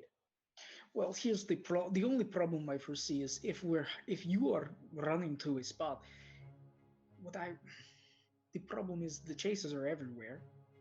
They have eyes and ears everywhere, and there's no guarantee where you'd be going to would be safe for very long, if at all. That's where Maddox's men come in. But even then, would they be enough? They would be told that they would be escorting us and the children to a place. They wouldn't be told that we'd be, running for our lives. Right, but what if... interesting. It does split us up rather much, but it does get us the children back. The only other problem the other question I have would be, if the chasers have eyes and ears everywhere, if we tell Maddox that we are in one spot, or you will be in one spot, shouldn't we not necessarily go to that spot, but go to another designated location that we keep between ourselves? Laureate, the chasers wouldn't ever dare actually go to the university, would they? I think they would if it's profitable enough for them. The problem is, I don't think Everest is the only thing they want. I think Grinder has a beef with me. Grinder will probably want me as part of the exchange as well. Well, I don't know. Can the sprinkle? There's no guarantee that Sprinkles deal with 5 people plummeting off the bridge onto your ship all at one time? Would the cupcake's got a healthy, strong self? She can hold a decent crew, so Yes. Whether those people would make it in one piece is another question. Well, Um, that's the simpler way is the three of us walk over, especially if you say Grinder wants you, Laureate. And then once the kids meet, we take a dive off that and trust that Mama's gonna catch us. Laureate, is there any way they're tracking the cupcake though? I mean, They like know she's my ship. they do have an airship now as well. They could chase after us. Don't forget that. They're that old airship? Ah, the cupcake can take her. But would they be able to track? Well, the only way I airship? know how to track another ship is through magical means. I mean, like, Yes, you could use the similarly as we've been. yes, using. if the crystal that runs your ship, if they have something similar to that, they could, in theory, track your ship. But My crystal doesn't come from yeah, this area. if But your crystal she's been is in not from this Info. region, then probably you have a good chance that they won't have another piece of that. Alicia would have mentioned something. My first mate had the crystal been damaged or toyed with. No, and there is the possibility that this goes wrong. Goes very, very wrong. I can get my crew to fly the ship below a bridge if that's what we want to do and catch us, but I would prefer being with you. Even if I'm not with you at the exchange, I'll wonder where I am regardless. That is true. I trust my crew with my life. Well, you're gonna have to if we actually follow this plan. Always have, always will. And the The problem biggest is, thing is as making well, sure we get is the after children out that of- as well. What do we do after that? Because Well, the first part is to get your family out of Adriel to someplace safe. That's the first part. After that, I am not exactly certain. I haven't thought that far. I'm just hoping somebody comes up with a better plan than this. Would this fall on the Veneer household, though? So, boy, if you're involved at all. yeah, this is the Not problem. in Is this that particular way, I think. It might come back very hard on the cupcake, though. I mean, the cupcake doesn't need to stay in the area. There's other places for me to fly. Maybe more welcoming ones than here. But it might mean that the cupcake is not welcome to come back to these lands, to this area for a while at least. That wouldn't be the first place. I wonder what happens when I run out of places to make birth. We'll worry about that later. the chasers will just move on to the next target, which will probably be the Veneers. It still doesn't solve the problem with the chasers. I mean, like, this exchange idea is okay. You are absolutely to the point that we need to kill Grinder. Prior to right now, I was fine with him being captured, but now I don't care. He can die for all I care. Hell, if I had the chance, I probably would strangle him right now. Well, I don't think I've ever had... different plan idea then? That, Than literally jumping off. the of exchange is face a of good Adriel? short-term idea, but we need something for the long term. And that's where I need to see the council. What do you hope the council will do?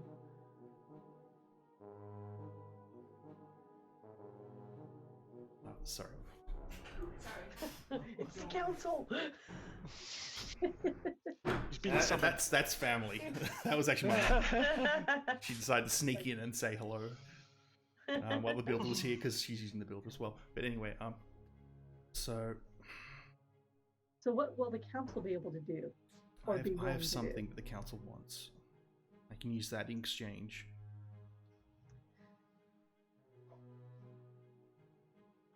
And how do you propose to get it to the council? by going there right now, back to the Sun Chamber. They're probably still deliberating right now.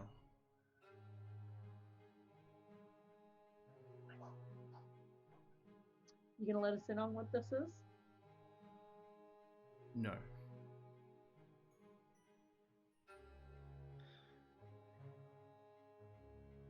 I look at the Everest and Mama, and I'm like,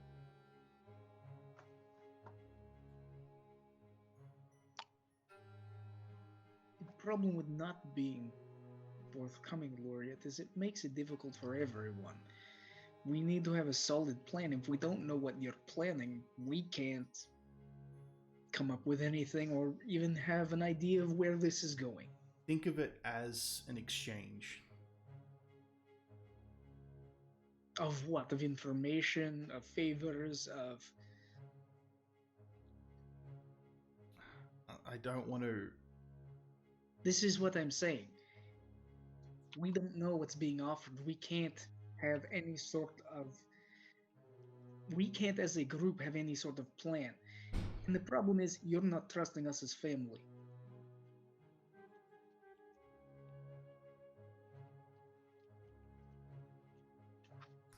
You can't trust us. The problem is, you see, like, Laureate is absolutely torn right now. She's trying to resist, and she's staring. She's actually staring at Liddell and Arlie while thinking incredibly hard not to. So Arlie reaches out and takes your hand, Laureate, and kind of squeezes it and pats it for a bit, and says, "You can't take on all this burden. You can't shoulder this burden by yourself, Laureate. It's okay to ask for help. It seems like these people know the risks of what we're now all dealing with. And as such, I don't think it's right for you to be holding out on them. We can leave you alone if you want to talk privately, if there's something you don't want us to know, which is fine, but trust goes both ways. We trusted you when you came to us and said you wanted to put us up here in this inn, and that trust has been repaid 100-fold. Now it's time for you to trust some others. Don't you agree?"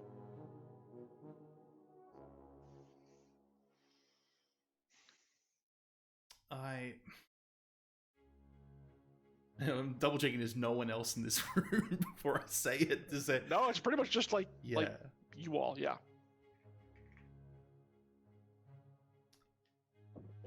I have solved the Silverglades problem. I know exactly what to do. The Silverglades. I know what it is. Well, we all know what it is. It's a floating island. But the reason why everyone who has gone there has died. I know the reason why and how to prevent it. And I can get anyone with the right equipment access. Of course, I've only tested this in a closed environment, but everything has been successful so far. There's only the final thing of actually going there and confirming. Now, understand that I mean no disrespect, and you think the council will listen to this even after what happened in the Silverglades and the past attempt? Absolutely. The amount of resources that are available in the Silverglades alone is enough to, it's probably worth Adriel itself, maybe even more.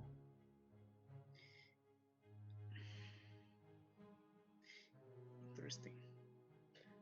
Why don't you offer that to Grinder instead? That was in exchange. That was actually part of my original plan I wrote down, was to tempt him with that as a way of getting his location.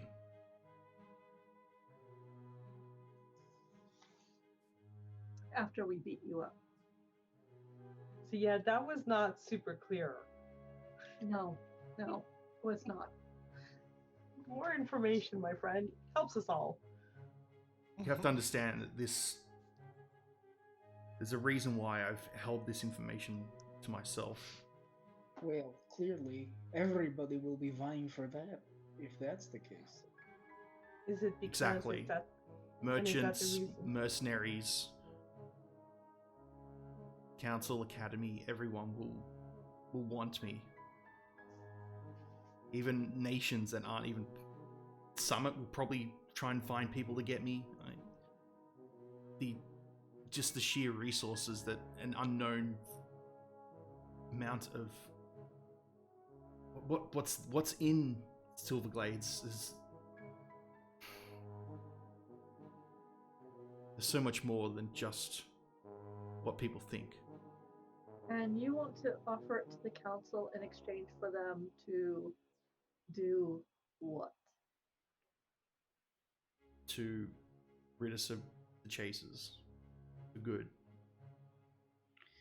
And also, I look towards Eris, capture Ixis.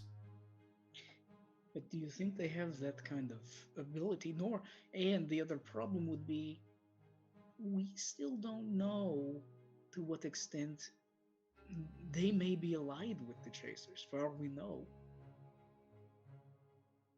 It's true that some elements will be a part of, probably not really aligned with the Chasers, but maybe they use them for their underhanded deeds.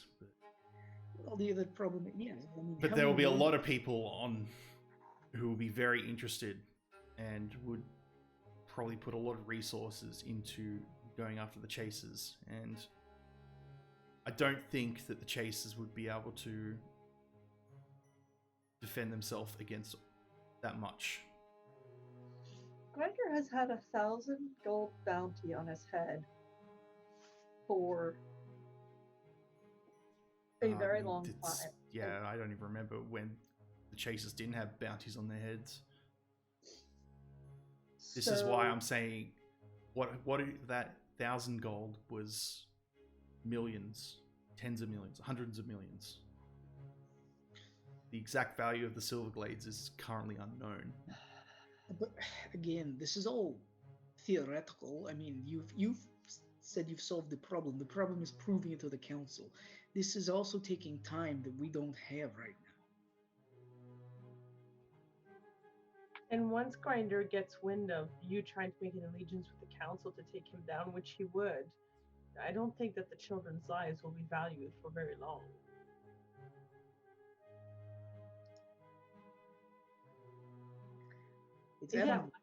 I have an idea, actually. Tack on to my utterly foolhardy, outrageous, let's jump off a bridge plan. You asked me what's next. Well, once we get your family to a safe spot, you take us to the Silverglades, and we get something from there, and we present that and you to the council with proof. And then you have something to back up your claim and your request. But do we have the necessary equipment? We do have the necessary equipment. It's already ready. Then is the idea of putting your family in someplace safe, going off to the Silverglades, getting proof, and then returning to the council to do what you want. A viable plan.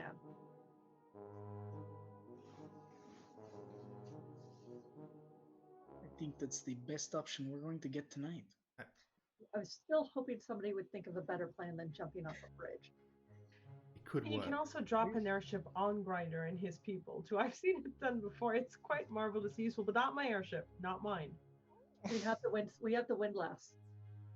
We have the windlass. Well, it's still technically being it's under dock. We're not allowed to access it until someone claims it. No one claims it within a certain period, then we officially own it. It is docked, and we can't use it at all during this 1 year. Well, you didn't really look into it, but that is technically correct. The typical thing is there's a time of period where someone who has a claim to the ship can produce proof that they do own it, yada yada yada. Then it is theirs, and it is held until that time period is up. And then the original finders, maritime kind of law of the skies, can then lay their claim as we brought this in, and therefore it is ours. But it does give us the opportunity to get your family safe and get you proof. Also, Savoy, in regards to having a better plan, have you met us? Yes. And while I don't really want to jump off of a bridge, but I trust Mama, and Mama trusts her ship crew.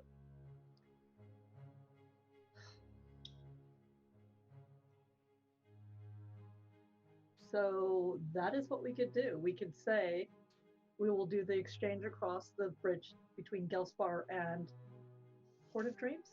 Is that the other end? It's technically between there and the Starlight Commons. Between the Starlight Commons and Gelspar. Yeah, it's the entrance to Gelspar from like a lower middle class section of Adriel, where the Commons was, etc., etc. Yeah. That's where the dry dock is. All that kind of stuff. Is it like a wide? Is it a long bridge? Like, how much of a clearance would the cupcake have to fit? The cupcake can fit under there. I'm gonna say fairly easily. Okay. It's pretty wide. Let's see, there's 10 feet. I mean, it's easily. I have to dig out the map again. It's like 150 feet long. So, yeah. Oh God, I can't flip directions. Okay. It's an interesting plan. I mean, I've jumped on my ship before, not quite in those circumstances, but I mean, there is a good chance that somebody's going to follow us. the cupcake's been chased before. No. I mean, off the bridge and onto your deck. Oh well, we can defend, and my crew can help. Okay. But just to be clear, I'm not paying my crew to be fighters. Their weapons is not their first proficiency, save perhaps for my first mate. And I would prefer not getting them killed. I would really like to not get anybody killed, especially the children. Actually, how old are these children? They're teenagers? Valerie 16, is 17 something? Valerie is 16. Presley is actually 21. Oh, so they're not, well, I mean, they're kids, but they're not children. Because I can bet they're going to balk at the idea of jumping off of a bridge onto a boat, onto an airship. They won't have the time to. They'll have to act quickly. Yes, we'll all have to act quickly.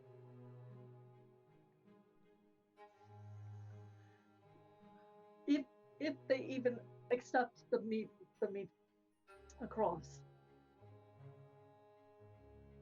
Well, there's only one way to see if this actually takes place, and that's to write a letter in response. Well, Laureate, that's on you. We come from the Starlight Starlight Commons area. Commons, yep. They come from the Gelspar area. We meet in the middle of the bridge.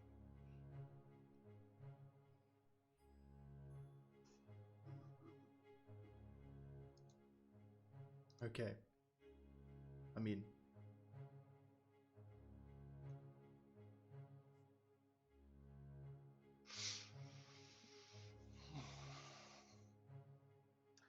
so.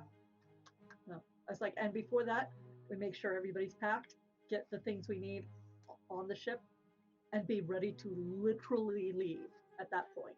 I'm still concerned about your household, though, Savoy. Your family. My sister can disavow me. I Are you okay can't with do that? that. The problem is that that's still the chasers will still probably go after your sister. My sister can defend her own, especially if she disavows me, especially if she calls on her own allies. Well, we could also get medics involved in that aspect as well. It's true. Thing is, The though, problem is we would need to send a missive to him in order to do this relatively quickly. We can't be running around the city on our own. I think we should stay. I don't think we should go. I don't want to leave. I don't want to be forced into exile away from Adriel. It's not exile. It is getting proof for the word that you will bring to the council and the leverage you will bring for what you want in return. I think we should I mean, stay. We should stay, and they can go. Malma, are you able to get your crew just to, I don't know, take a long berth, like a long loop, and then come back to Adriel in a few days? I can, but it might be suspicious that the cupcake is coming back. I'm sure that they'd be looking out for her. I mean, honestly, it's best to just take them away at this point.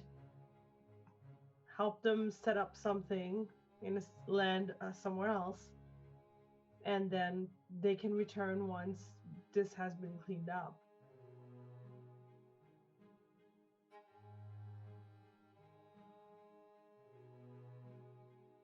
Trying to cling to everything is what's going to undo this. You can't have it all right now. There are too many forces against you. You can't control both the winds and the docking fees. Ugh, if only. Learned that the hard way. Need more gold. Well, what you can decide is what your priority is. And if your priority is survival of your family, then you prioritize that. And sometimes you have to abandon home, and that's okay. Home is where your family is. It's not about a building. It's not about an inn. Dreams move with the people. They follow the winds and the tide. You just have to learn to move with them. And we're not leaving forever. Mm-mm. The thing is, we have to be here because we have to go into the Silver Glades and then return. The only way, unless we drop to it via airship, is taking the elevators to the Silver Glades. The idea was to take the cupcake with your family, get them settled, then take the cupcake to the Silver Glades. All one trip. Come back victorious. I would rather if we could stay here, but my family can go with your crew.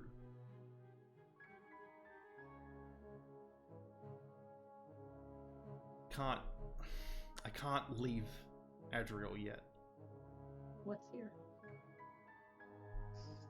Everything. And everything will still be here when we get back.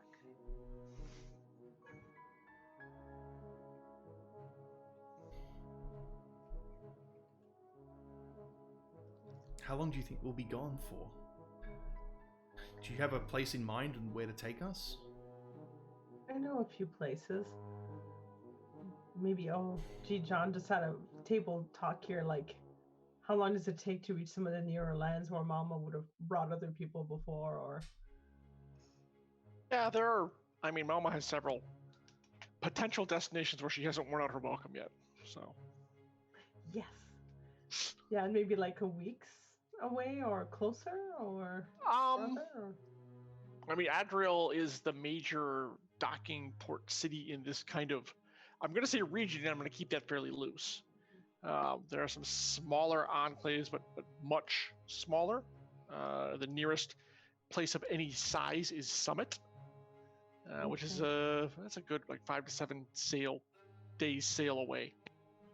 That's some travel time. So it's, call it 3, are we weeks or fortnights here? I don't remember. Yeah, we use weeks. We use typical days, weeks, months. We'll keep it simple. Okay. So 3 weeks to get out there, get your family set, come back. How long do you think it takes us to do what we need to do in the Silver Glades? Add that on there.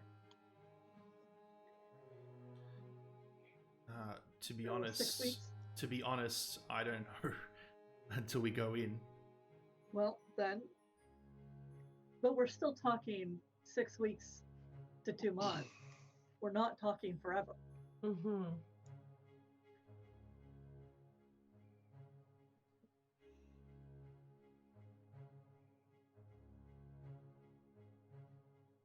I'm sorry, I can't.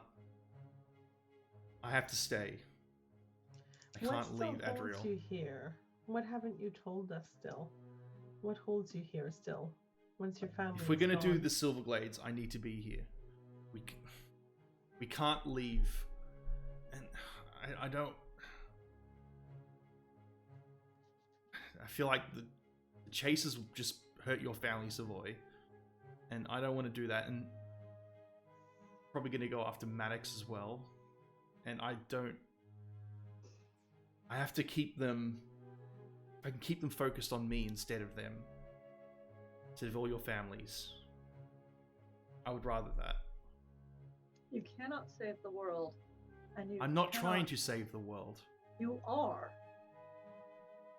I'm just You're trying to making stop excuses at some this point. madman and his group trying to go after my family and your And we're families. dealing with that. I feel like you're making excuses right now. What is it that you're not telling us? We have given you the plan that will work to put your family safe and give you the opportunity to bring back proof of your concept that you want to bring to the council and tell them, look, I've got this. It's worth millions. Do what I ask. And now you're saying I can't do it. I have, Why? I have a feeling the council will believe me if I told them that I have solved it. Under what proof? Considering how they treated us just God today, what proof? I could show them publicly. And what will stop them from requisitioning it from you? Just taking it from you. Well, I could just chuck it off into the miasma. You're going to be in the Starlight Chamber. There's no miasma there. Oh no, the proof would have to be at the Silver Glades entrance. All right, we're going back to the same problem before. They're not going to go to the Silver Glades based on your word, because the first thing they're going to do is talk to the guy ahead in charge of the academy, who hates you. Now, why are you stopping this? What are you hiding? What are you not telling us?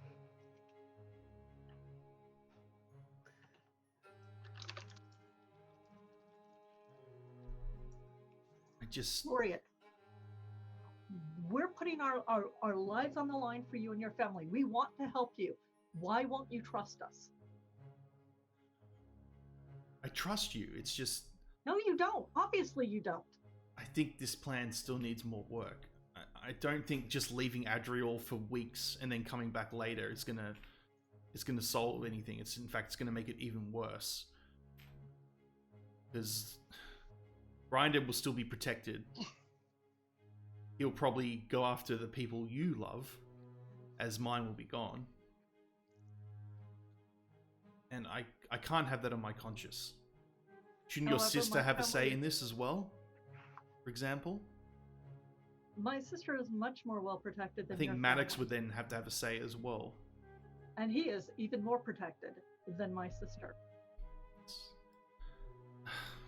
What you're saying is the Chasers were going to start an all-out war with a respected merchant family and the top merchant family in Adriel because of you.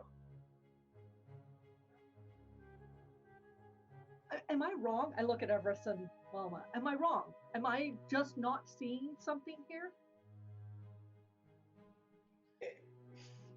I mean, granted, jumping off of a bridge onto a boat is kind of outrageous, but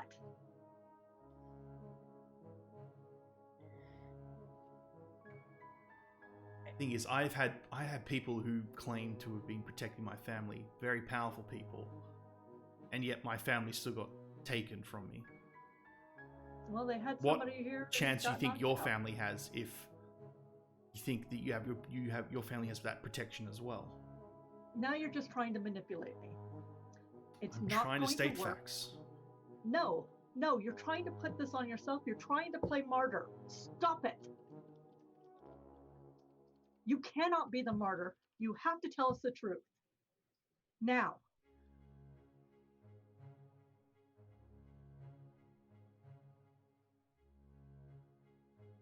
What aren't you telling us? Okay.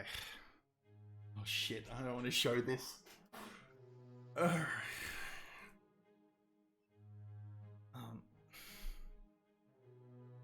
Liddell, Ari, can you wait here a moment?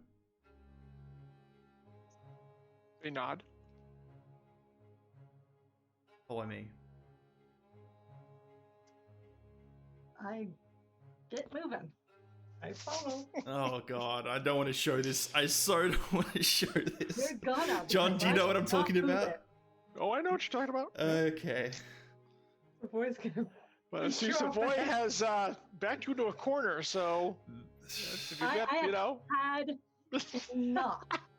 And right now, Dorian is going to show me why we should follow what she wants, Okay. or she isn't. So, Laureate, where are you taking them? I'm gonna go into my room, or my Mm-hmm. place out the back. Okay, and everyone's Everyone's been been here there, at least yeah. once before. Just, I mean, casually, right? Yeah. Yes. All right, Laureate. I on. head over to the bookcase, and you see me reach around the back of one of the shelves and flick a switch, and the bookshelf opens up to a set of stairs that leads down. Oh. Okay. And I say, this is my lab, and I'll just head down. What are the other three doing? Oh, Everest is following, and, Okay. and everybody else. Whoever's last, make sure the door is closed. Okay, I Did will. you, did you I assume you locked the door? Yeah, once of everyone was course, of inside? course, Okay, of just course. checking. No Just one, checking. Yep, Jeez. yep. It's wise. Yes. Okay. If I'm showing Alright. someone this, I mean, like, this is. I'm actually gonna close after they all come through. They head downstairs. I'm going to actually go up and close the door. Okay. All right.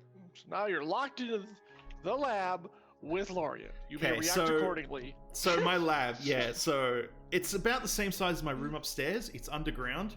There are copper wires everywhere on the walls and ceilings, and it's used to. They're all attached to various what seems to be glass encasements that are all on tables in the columns on each side of the wall. There's paper, books, everything just scattered everywhere. It's a complete mess. There are, everything from crates filled with little tools, pieces of metal, various tinkering tools, objects. What else? Drawer with lengths of wire inside. yeah, that kind of stuff. I mean, like it's just there's so much here that it's almost unbearable. I mean, like it's just for anyone Yeah, who's if anyone OCD. has- If anyone's a neat freak, this would just seriously be weirding you out. So Yeah. However, at Okay. the very end of this room, there is another door that is sealed, and this one is metal, made out of metal. It has got some very serious protection on it. You see, it's multiple braces put on it. Even the wall that's connected to it has got some kind of special sealant put around it. Right? Is it to keep something in or keep something out? From the looks Good of question. It. Yes, I'm like, all right. And So Laureate heads down, and I just realized I gotta find the key. So you see Laureate kind of like scouring. I'm just like, shit, where is it? Where is it? Roll a skill. Kind of like it starts looking around through piles and papers and things, and you got Yeah, no, exactly. You like, just see me like shoving books and papers away. Yeah, because it's been a while since you actually accessed this, right? It's been so long since I've accessed this intentionally. Yep. Out of interest, because you're walking past all the encasements, you see lots of crystal shards of various colors and hues in each of the kind of glass encasements. And there's each of them have what looks like some kind of way you can put your hands in, and then they're protected by leather gloves. You know, like those weird.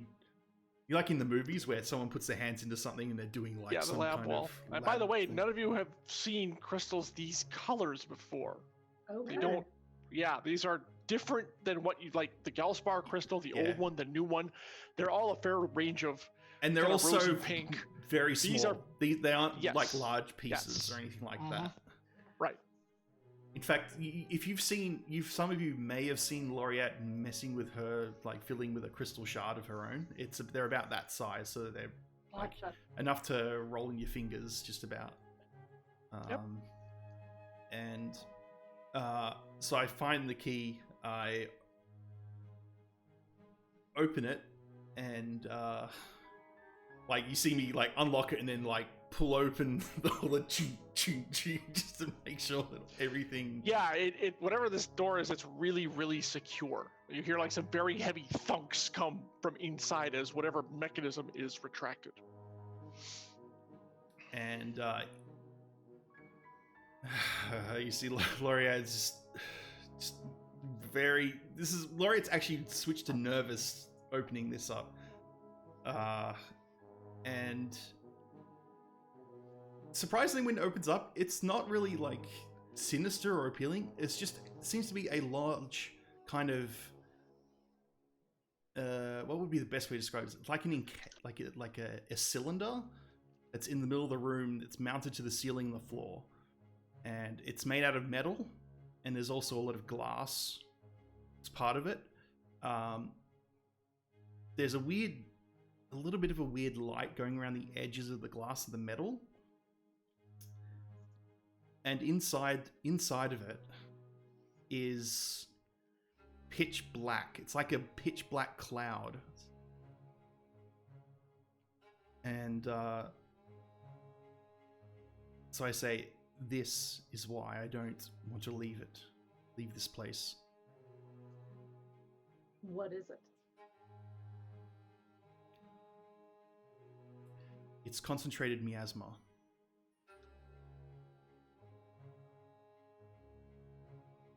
Now, why exactly would you have such a dangerous substance in the first place? I found it by pure chance on the black market.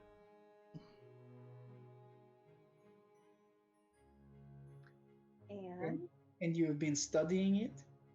Yes.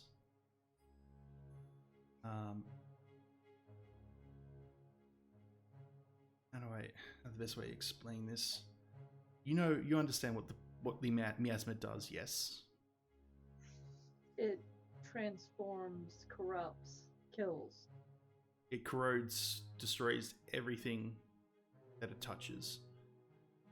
Someone in Adriel, I think,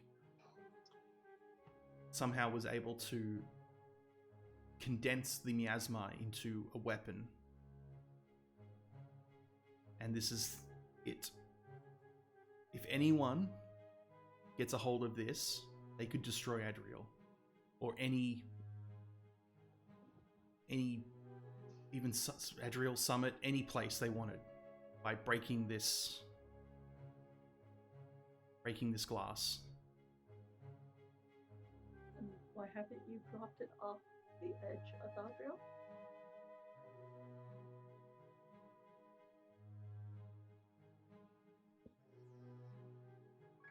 That was my first thought once I saw it.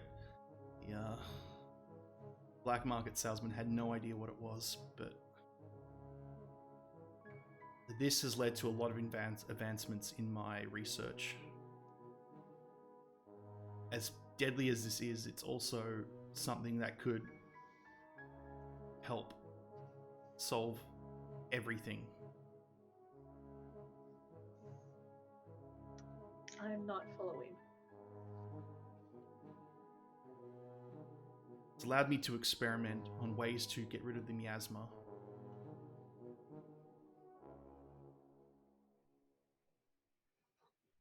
AKA the calamity. There would be no more miasma, or at least perhaps we could shrink it to a size that we can store away, and then we could gain access to what's down there.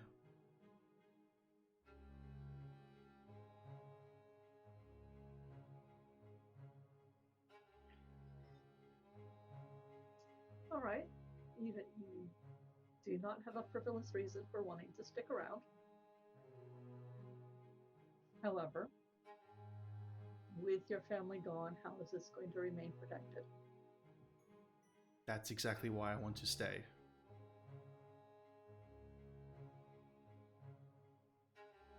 If anyone gets a hold of this, if they don't know what this is, and they handle it the wrong way, everyone on Adriel will die. So why does Grinder have such a beef to pick with you? I think it's just for the crystal job. That's all. I think he likes me. Well, you are very lovable. Mm-hmm.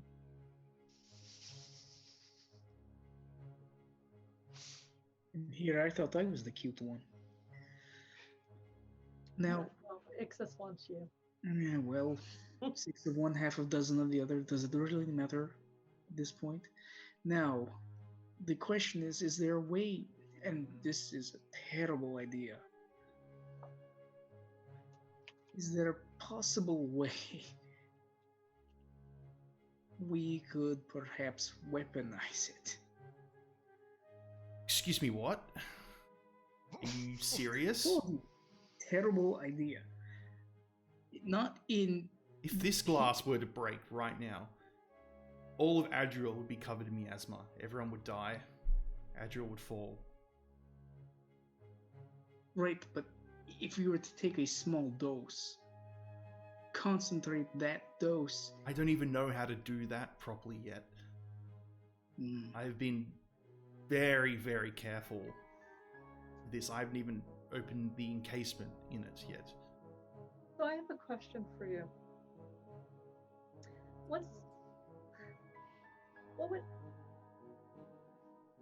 So your original plan was for you and for Everest to be captured and for us to rescue you. Correct. And if we didn't manage to do that, because while we are good, I do admit that, this failure is an option. You are absolutely willing to just let this ticking time bomb sit here unprotected? Not exactly. I had set up just in case if I were to die. Ali would read a note that would tell her about this, and it would be her decision and Valerie's decision if they wanted to keep it or get rid of it. And I gave them the best instructions I could on how to get rid of it. Wait, Valerie? Yes. Who is Valerie? The kid. Kidnapped daughter. Yep. Okay. So it's Valerie and the mom and the daughter. I was going to leave this lab to her, specifically Valerie, as she is simply she's a genius.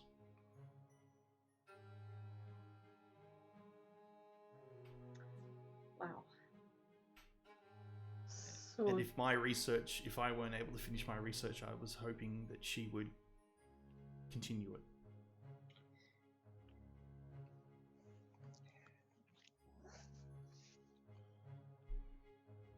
Something she couldn't do if we had resettled her elsewhere and then you died. Well, there's also the issue of transporting this. I mean, I wouldn't even... as soon as I found out what it was, I couldn't believe how they were handling it in the black market, and I wouldn't want to risk that on an airship.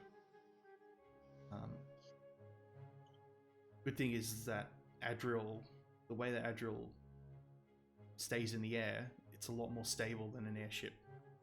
And violent vibrations that an airship can sometimes have from heavy winds, it could break the glass on this.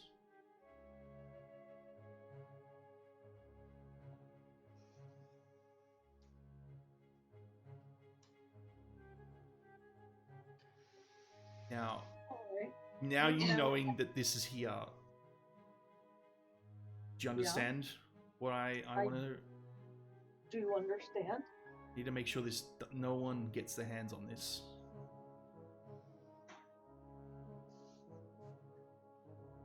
Hell, I think if the council found out I had this, I would probably be arrested immediately, right, as probably a terrorist. Most likely, yes. That's very likely. Or they would just... Mm-hmm.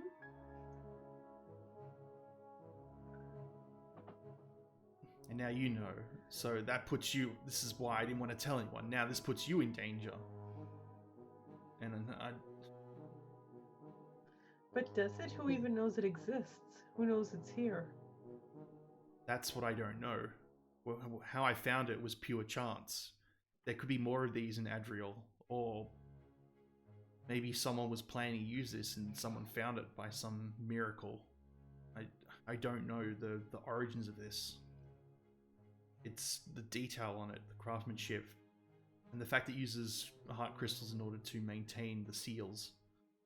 I never saw technology like this before. Could it be somehow linked to the void mages? I don't know. That's the thing. I haven't really been spending my time researching that part of it. All right, well, now that you've basically said we can't leave, so the idea of jumping off a bridge and then flying away is not going to work. So we're back to more This bad is why ideas. I was saying that we stay behind. We can all use the airship, and then they can quickly drop us off back on Adriel, even if we just take a rope down from up high. And you just take my family and go, Malma. Or if you want to stay, Malma, you can stay. You just let your crew do a wide berth that'll probably take a week or two. Hopefully we can sort out the chasers then. Well, the problem becomes then, do you think they would follow your family after they're on Malma's ship? Yes, nothing says that they won't attack the cupcake. It'll Think that take... we're still on. Of course, this would depend on if they have way to track it. Regardless, they would attack anyway. I mean, like, it doesn't really matter. That's why we need to keep them focused on us. The cockpit is used to evading and not being followed, and making sure that people don't know from where she comes and to where she goes.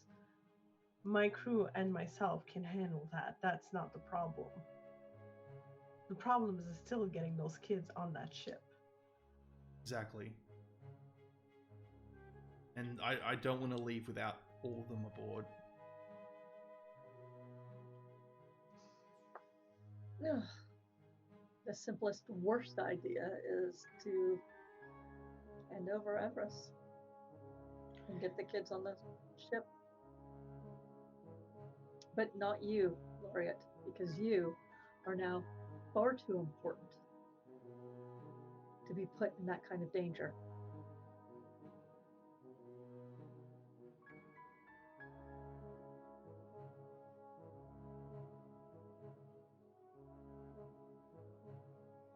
can't. You can't If have I it can- always. You cannot be in two places at once. It's true, but I may be able to. If we can somehow give Grinder the crystal, the old Gelspa crystal, we can use that to track them. That's something we do know, and I can probably, if I can, as part of the exchange, I can let myself go with Grinder and the crystal, and then you can track me, and then you can bring anyone that you can, Maddox, whoever Maddox hires, plus whoever else you can get your hands on, and you can come and take out the chasers. Oh, just take out the chasers. Sure. Easy as pie.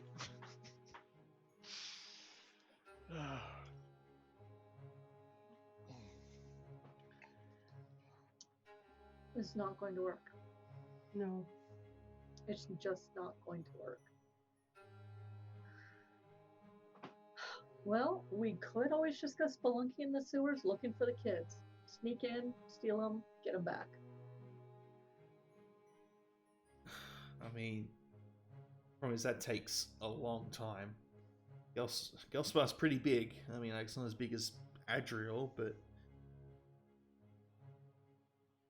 that could take weeks going house to house. Just someone who seems to have a connection that is not Hobbs, but is connected to Hobbs, that perhaps we can hire. Oh. Talon. Yeah. He might be willing to be hired to be a guide.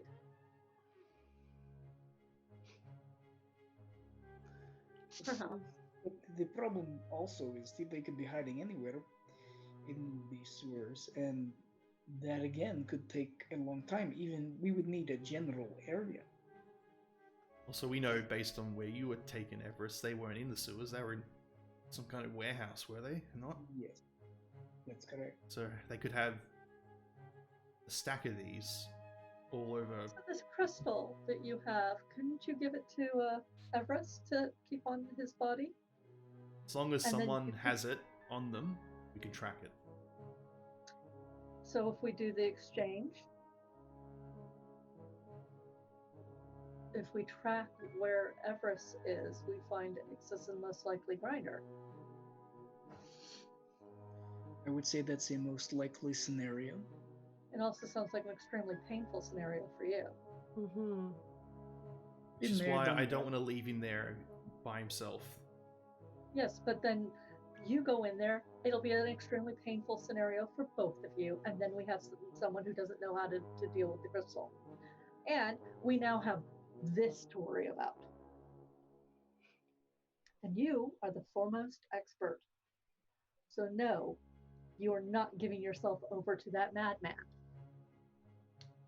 Do we have any other leverage that we can use besides her, though? That's the problem. If he's so insistent. Well, this is We where the need crystal comes small in. I can use that as leverage.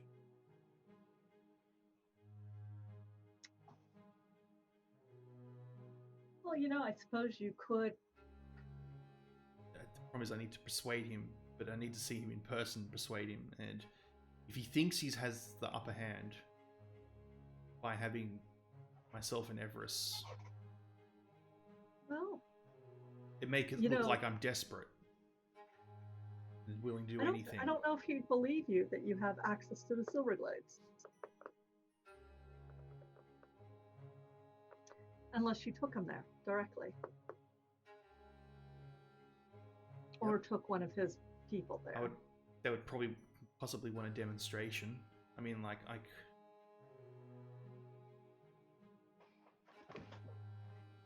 could actually do a live demonstration somewhere. I think about it. Well, maybe rather than handing over Everest, Could work.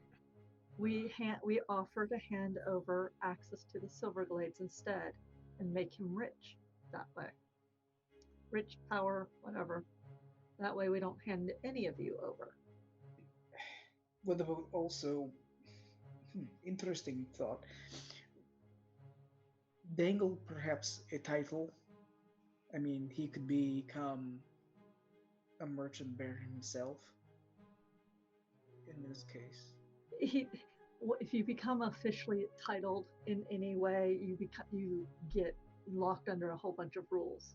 Does this sound like a kind of man who would be willing to go under a whole bunch of rules? True story. I mean, I suppose you could dangle it, but I think he'd laugh in our face. Probably true. But money and power, access to the Silverglades. I mean, this is also power he could use over the nobles as well, in this case.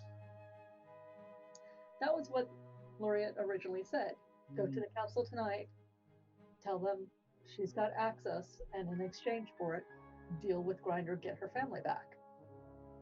Which I think is probably the best solution, as they have the resources to help us. Unless they decide that you have been treasonous by holding back this information and immediately arrest you. That's exactly what I thought might happen. And Grinder might also find out about this, about you approaching the council, asking them for help, and just decide to get rid of the children. That's now an invention. That's what I was worried. That's what I'm worried about now, is that Grinder finds out. I don't know what he'll do. Well, then you do have a choice, and I guess only you can make it. Do you want to offer the Silverglades to Grinder, or do you want to offer the Silverglades to the council?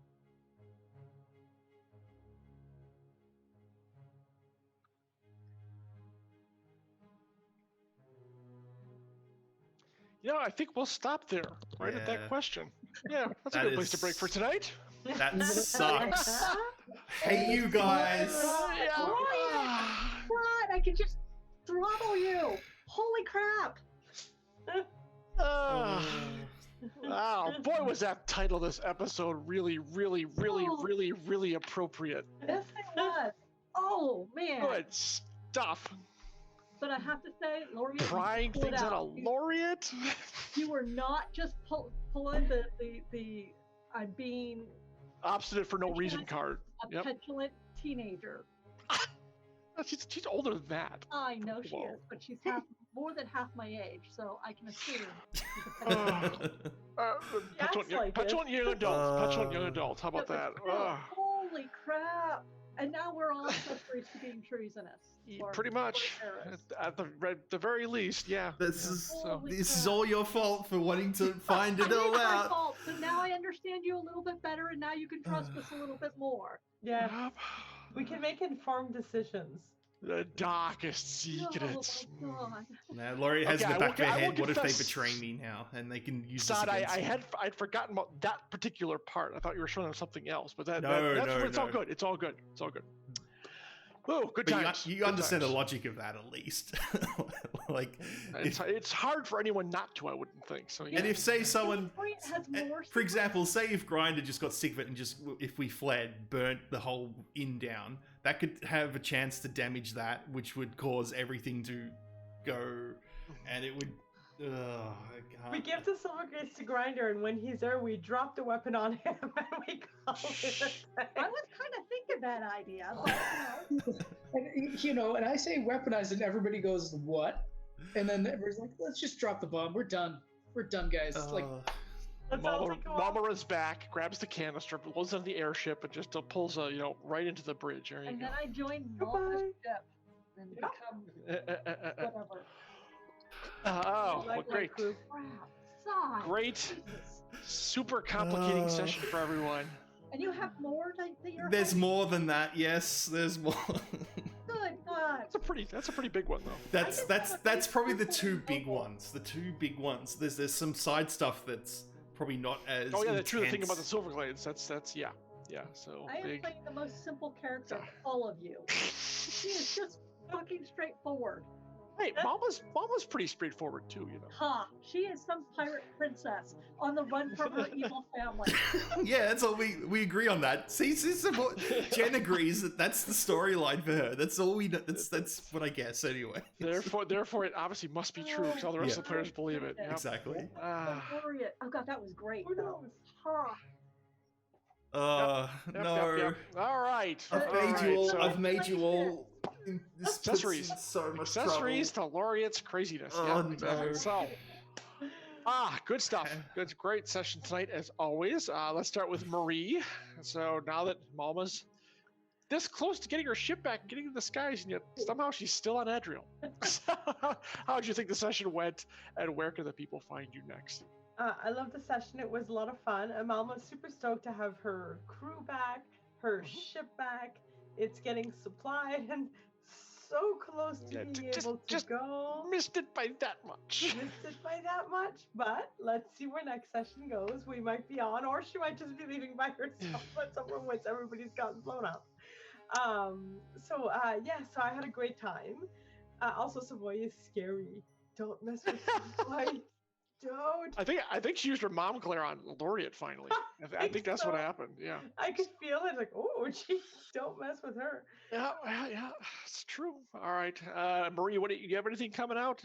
Where people can grab something of yours, writing or otherwise? I have. It's still the blog. The links are still on my blog. I have a pandemic special of Hellborn, Book 1 of the Guild of Shadows, which came out late last year, is available for free. So you can go download yourself a copy, enjoy. It's just wild, insane fun. We enjoy shooting people. And you can find me on www.mariebilodeau.com. And I'm on Twitter. I'm on Facebook. I'm on Instagram as GlitterBobBilodeau. Find me. Let's hang out. This is great. Thank you. Awesome. Thank you very much. All right. Saad, Laureate. Now you have accessories. I know. Now I have in your accessories madness. to my Exactly. madness. That is true. It's just. And finally, the team has all come together because they had no other choice. Well, I had to tell them everything, and now they're all in trouble, even more in trouble than what they were before. And it's entirely their fault, and I still feel so bad.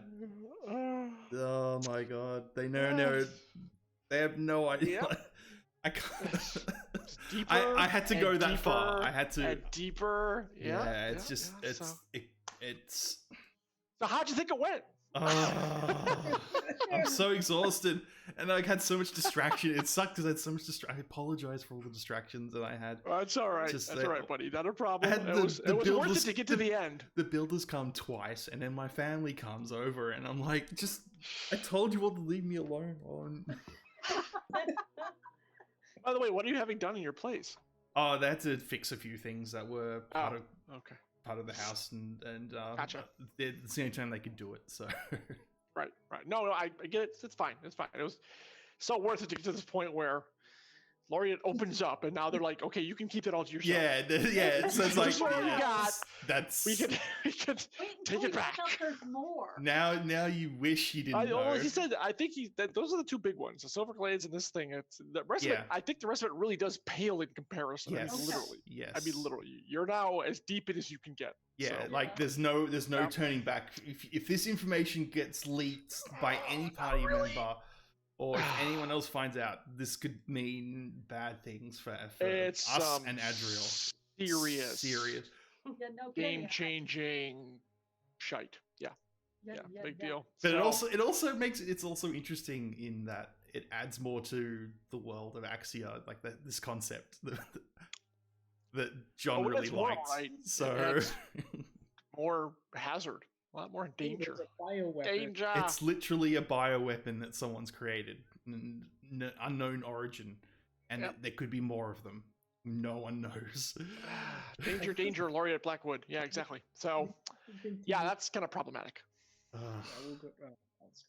I can't believe I had to show them. We blow it up when you come to it. Yeah. I just wanted to persuade them, but they just Savoy kept pushing. Why? All right, you want to see? You want to see? Fine, I'll show you. Now I can see you're not talking out your ass and being a teenager. All right. Saad, where can people find you when not doing this? Yes. So you'll see me randomly stream my channel, twitch.tv/slot_, playing whatever, really. It's randomness. That's the whole point of it. But you will see me next week here on this channel at this time, probably doing Sword Coast Legends with Gromnir Grumblehammer.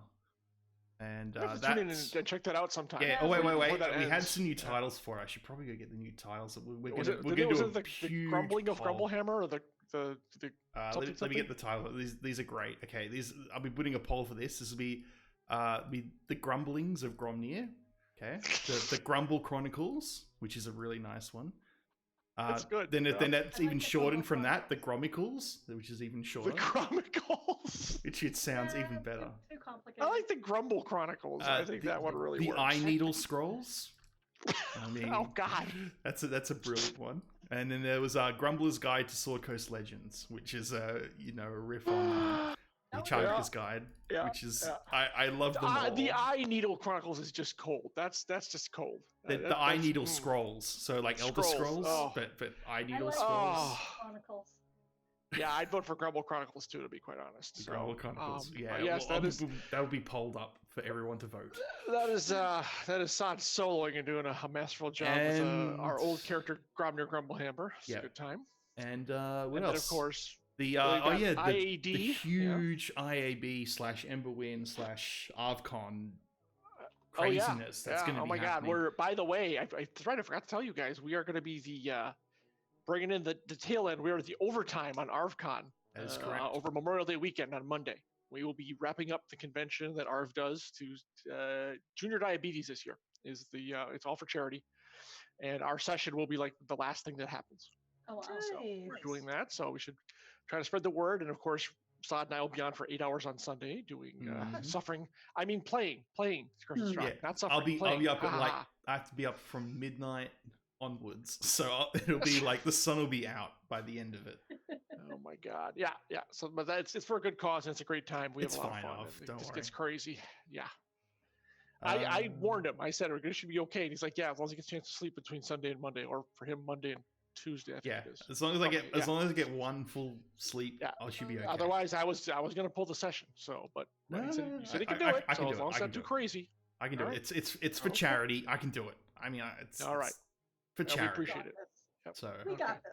We got this. Yeah, we got this. All right. Okay. Yep. So awesome work as usual, and now you're all accomplices, which I love. So it's just fantastic. So Jen, Mama Bear, Savoy, the mom glare on her own party member. So cold. So cold. So once Sod told me that he lives for this crap, I felt free to let go and not like hold back because it is a building and she is a minor noble and Laureate has been treating her like a servant. Kind of, yes. Yeah, I was wondering how long that was going to go on. Not any longer. It was more than serve. It's more like keeping everyone away from her. Kind of intentionally, but not intentionally at the same time. It's Didn't work. Weird. And she's not very good at it because she's pretty much had no one, so she doesn't. It's true. Well, now she's got 3 people, whether or not she likes it. All up in her business. Yes. All up in your business. I have to admit, I could not believe everybody was actually agreeing with my whole jumping off the bridge thing. Which is still very much in play. It is a viable thing. It might be in play. I'm like, if we miss that boat, that is a kill. That is the character is gone. That is true. I mean, you've got a really good captain on that ship, so it really depends on. Yeah, but she wants to be. But it'll be I see she wants to be there, so that's gonna be tough. Yeah, so like it's gonna be tricky. Yep. It is gonna be tricky, especially. By the way, chat, just to inform you, I don't think anyone has ever done any inspiration on this cast, and inspirations do work.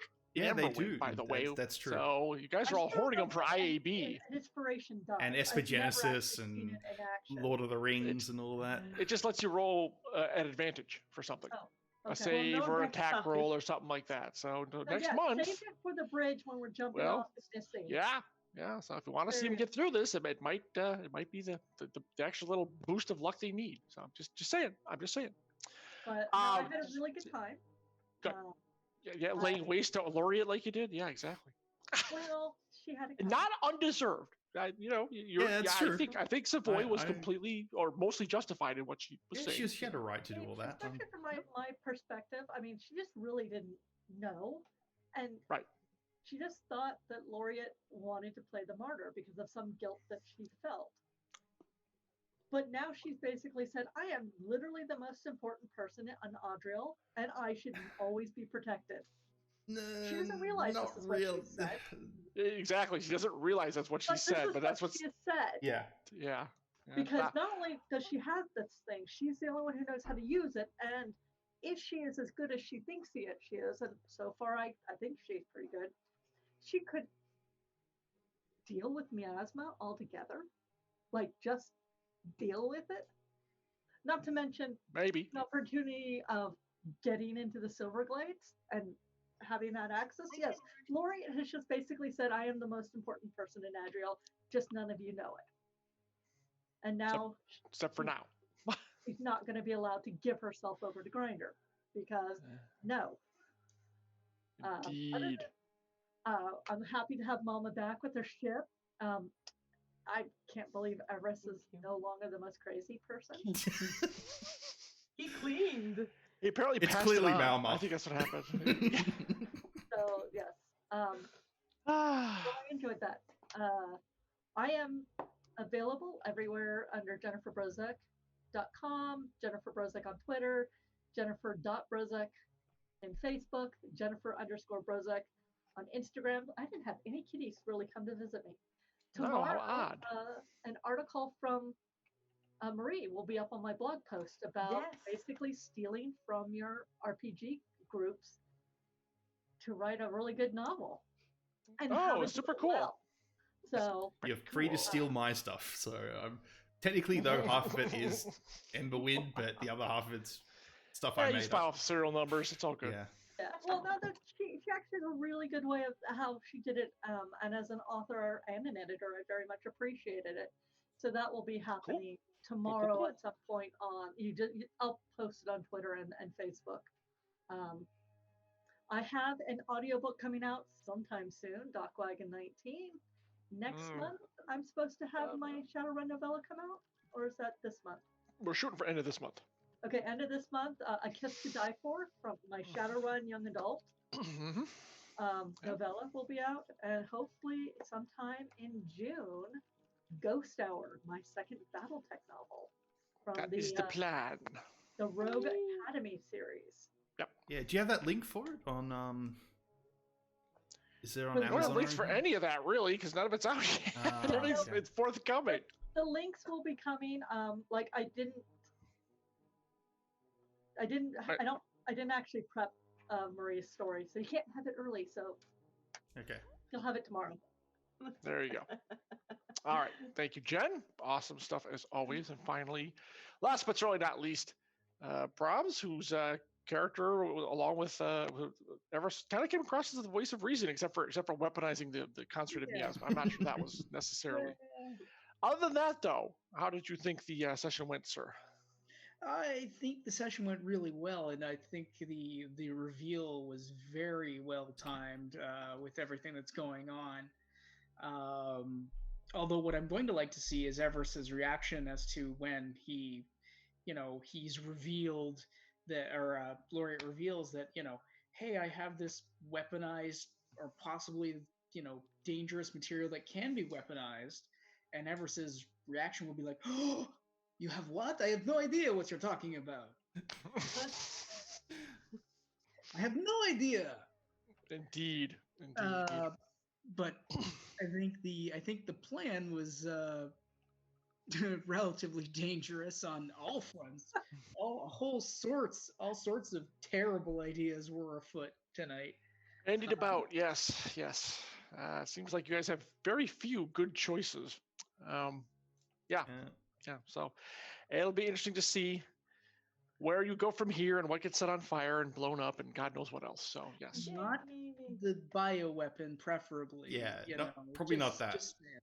Well, I think my asthma's fire resistant anyways, so I'm not sure that's really going to help. If it were that easy, you just set out some guys and but no. But yeah, interesting plot twists, interesting choices in front of you lie ahead for the group. So it should be very interesting. So yeah, we have one more session this month that, of course, is at the end of ArvCon. Looking forward to it. So y'all have a couple weeks to plot and plan and figure out what the heck you're going to do. So Maybe we I have can no get Talon idea. in on this. I don't know. there are several options in front of you. So it's Yeah, just Let's go to Hob. please No, don't we're tell not anyone. going to Hob. Just do that to get a rise out of Jen. That's it. hey, that is still an option. No, You've got we only owe Hob. He's not going to do anything Hey, for us. who wanted now Hob to we got be arrested badass. and questioned about the location on Grindr? Hands up for anyone who said that. Anyone?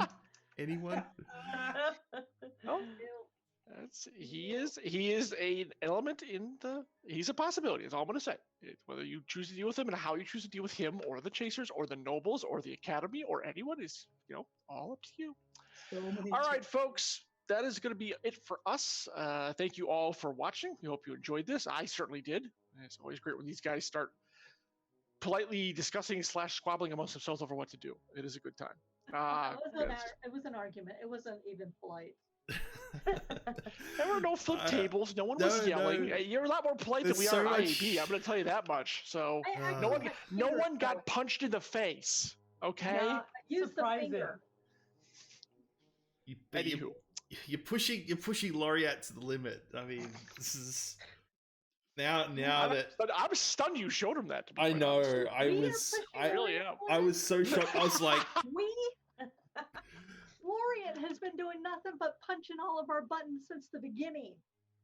That's true. That's a fair cop. That's a fair Yeah. cop. Yeah. Very fair yeah, I point. know. She's like, oh, look, is that a sore spot? Poke. Oh, look, there's another one. Poke. Oh, you know what? I'm going to just be rude here. Poke. I'm No, I can do this right now. I'm Poke, s- poke, poke, poke, poke. Yeah, exactly. We could go on and on for hours All right. arguing about who's right and who's wrong. I think you're. Sod, are we pulling a raid tonight? Yeah, that's a good question. Do we have anyone? If not, I could find someone. Let's have a look. Rob, maybe? It's like, Rob, I I think got Rob's a stream. dream now. You can do Rob. Redley. Oh yeah, we should do Redley for Redley, sure. yes, Let's get some exactly. views going. The classic, indeed. All right, folks, we're going to sign off. Thanks again. Like you said, in 2 weeks, more of the Ember Crew madness. So join us at the end of ArvCon. Should be a good time. Till then, Bye, from all of us to all of everybody. you. Hope you've been Bye-bye. enjoying it. Thank you.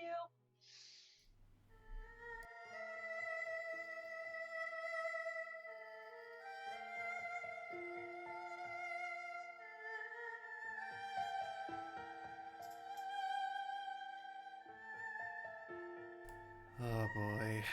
Thanks everybody for watching. Hope you all enjoyed that. That was a blast for me. And remember, like, if anyone's been following it, this is so much of Laureate's being revealed to the party. And that's only... The funny thing is, it's sort of... The only people that have really been revealed is Savoy and Laureate now in this campaign. We still don't know much about Everest, his people, or any of his backstory. And we don't know anything about Malma. I mean, that'll be a spicy thing to see. Is she really a pirate princess? Who knows? Alright, so we're going to raid Redley. Make sure you give him a big Arv hype, raid hype thing. You know, what Arv has there. The Arvnauts have landed. You guys can see all that. So let's do a raid. Redley, let's get that ready. Don't forget all the other sand stuff, Lord of the Rings, Espergenesis, IAB, more Emberwind, this community D&D. Oh my god, what else is there? There's I've lost track. Everything, guys. Just follow the channel, support Arv, even support Patreon. Just watch everything. All the things, And yeah, guys, thanks for watching. See yas.